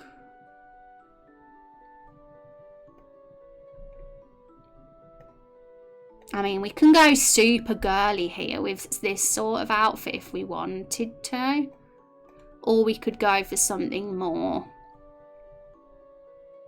like a kimono if we wanted. I know Kindled Trash's character has a kimono on. Or we could go for something more like that, that's more simple if we wanted to. It's honestly what we think fits the best. And then we have a dress as well if we wanted to, a long dress. That's another option too. I really need to practice makeup. Yeah, I'm very minimal with my makeup, to be honest. I don't know how to even put eyeshadow on, in all honesty. I see people put all these selfies where they've got their makeup looks incredible, and I'm like, I wish I could do my eyeshadow like that. I've never been able to really do it. I think I'm too impatient to spend time on that. Mabel, thank you so much for that follow. Welcome to the stream. How you doing? It's good to see you. Hope you're doing well. The red looked really good, as did the pretty green explorer's robe. Thank you, National, for letting me know, because you know what I'm like. I get all like indecisive. So green explorer's robe. I want to make sure I know which ones you mean, but the red looked good. I take it by the red one you meant that one. I mean, don't worry too much about the colour, because the colour can be changed. It's more about the style of the outfit in particular at this point that we're looking at. We can always change the colour to red on, or green, or whatever colour afterwards. Doing good, just finished my workout today. Oh, GJ, congrats. Well, thanks for stopping by the stream today. Always good to see a familiar face. Fun fact, he's too tired to care makes him fully invincible, and he just walks up to the opponent and yeets them towards the wall. Wow, he sounds like a real badass, and thank you for sharing your character with us, because you're clearly very passionate about it, and this stream also very much appreciates characters and backstory and all that kind of thing. We're very, very much into that here, so you found the right place. Go backwards from where you stopped. I think it was 5 clicks and 10 clicks back. Okay, so I'm here right now, so let's do this right. 10 clicks back. 1, 2, 3, 4, 5, 6, 7, 8, 9, 10. Have I done it? Did I do it national? But yeah, that's like a real explorer's outfit, which is, now I think about it, it would fit someone who's collecting artifacts and on the hunt for artifacts, rather than going more girly and exotic. That might not be appropriate attire for someone who's collecting or hunting for items. So if that's the one you meant, I can see why you'd have picked that one. That one is good. What is the one to the right and one down? Right, one down. There we go. Whoa, she looks like she's prepared for the winter in that. Definitely would suit some, like, that would fit some, I'm trying to think, somebody who's like, I could imagine it being a fit for a certain type of character, but I don't know about her, because I don't know if it matches with the wings or complements them. In fact, it's covering them up a bit. But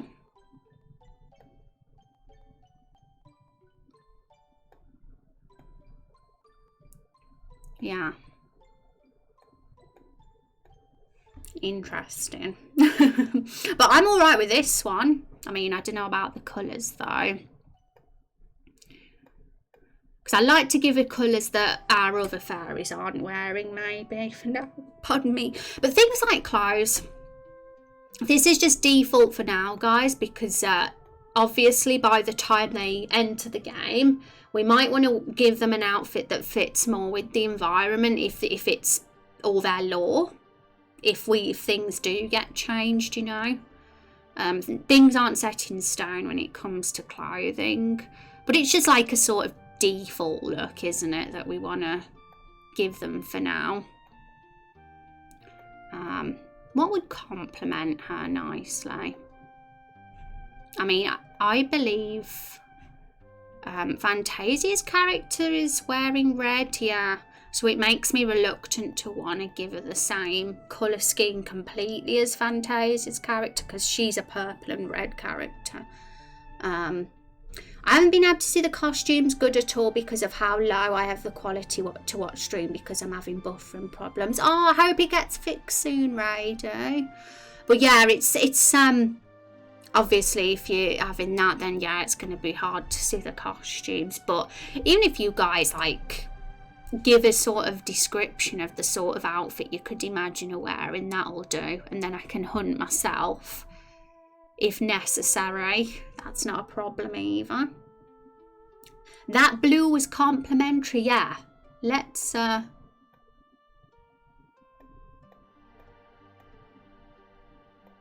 do think blue and purple go quite well together.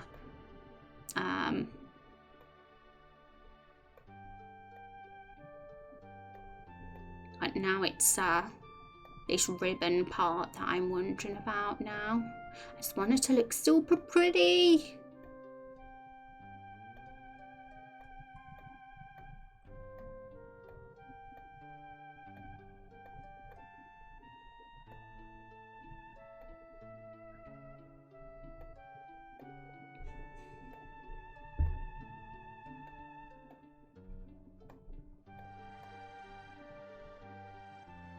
Yeah, if she's gonna go have that sort of explorer kind of look, then I could imagine her keeping the neutral coloured pants and shoes. But yeah, let's just quickly read a description again. So her goal is to complete a collection, and she's part of a group of fairy outcasts, so they're not like noble or rich or anything, which is another thing to think about, because if they're outcasts, they probably won't be dressed in the smartest attire, that want to collect rare magical artifacts. Yeah. She was the daughter of a fairy king in a far off land, but was cast out to being too friendly. So she used to be noble, but isn't. But she's living a different life now, and she's she wants to help the adventurers enchant their items. So I think, you know, this sort of look could fit her. We'll give her more purpley freckles, make them a bit more obvious maybe. The band Outcast. Oh yeah, I remember that band. Can we make the ribbon constantly change colours? If you mean animated, then no, because we can't have animated avatars. But if you mean just over time, whenever you see her randomly, like, then maybe that would be possible if, like, say, the ribbon changed during different scenes. If that's what you meant, then that's definitely doable, just not animated. I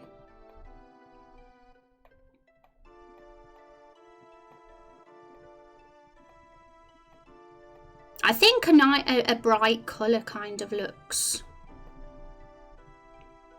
quite nice. It kind of, but that's just me. Maybe you guys think that looks terrible, the yellow. I mean, it's whether we want to go for something flashy, like she wants to stand out from the crowd kind of look, or whether she wants to blend in. And if she wants to be more of a blending in person, she'd probably wear neutral colours.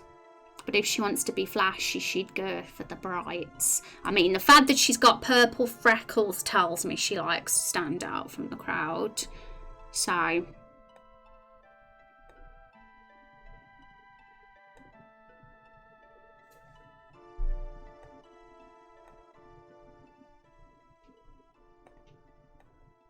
who would have thought just the neckline would be the bit we're so stuck on?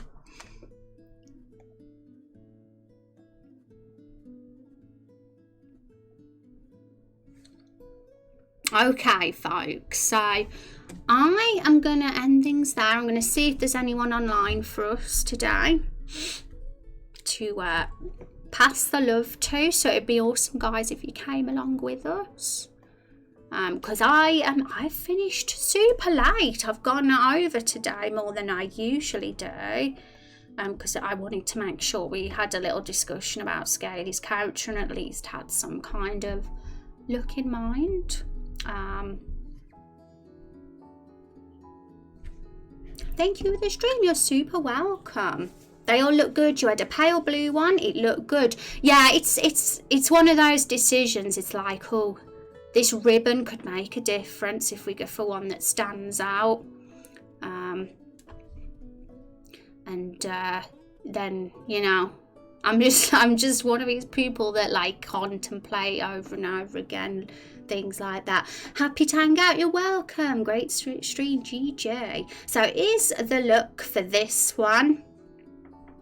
So is this the look for this one? We're sort of there. She might be slightly altered a touch, but we're getting there with her. And thank you for hanging out, guys. Okay.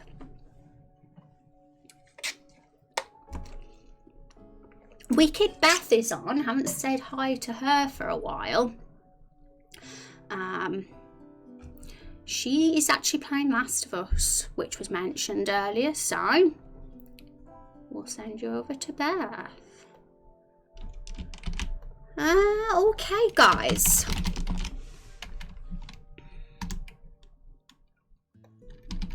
I will see you all on Monday. Have a fantastic weekend, and thank you for hanging out, everybody. All the best.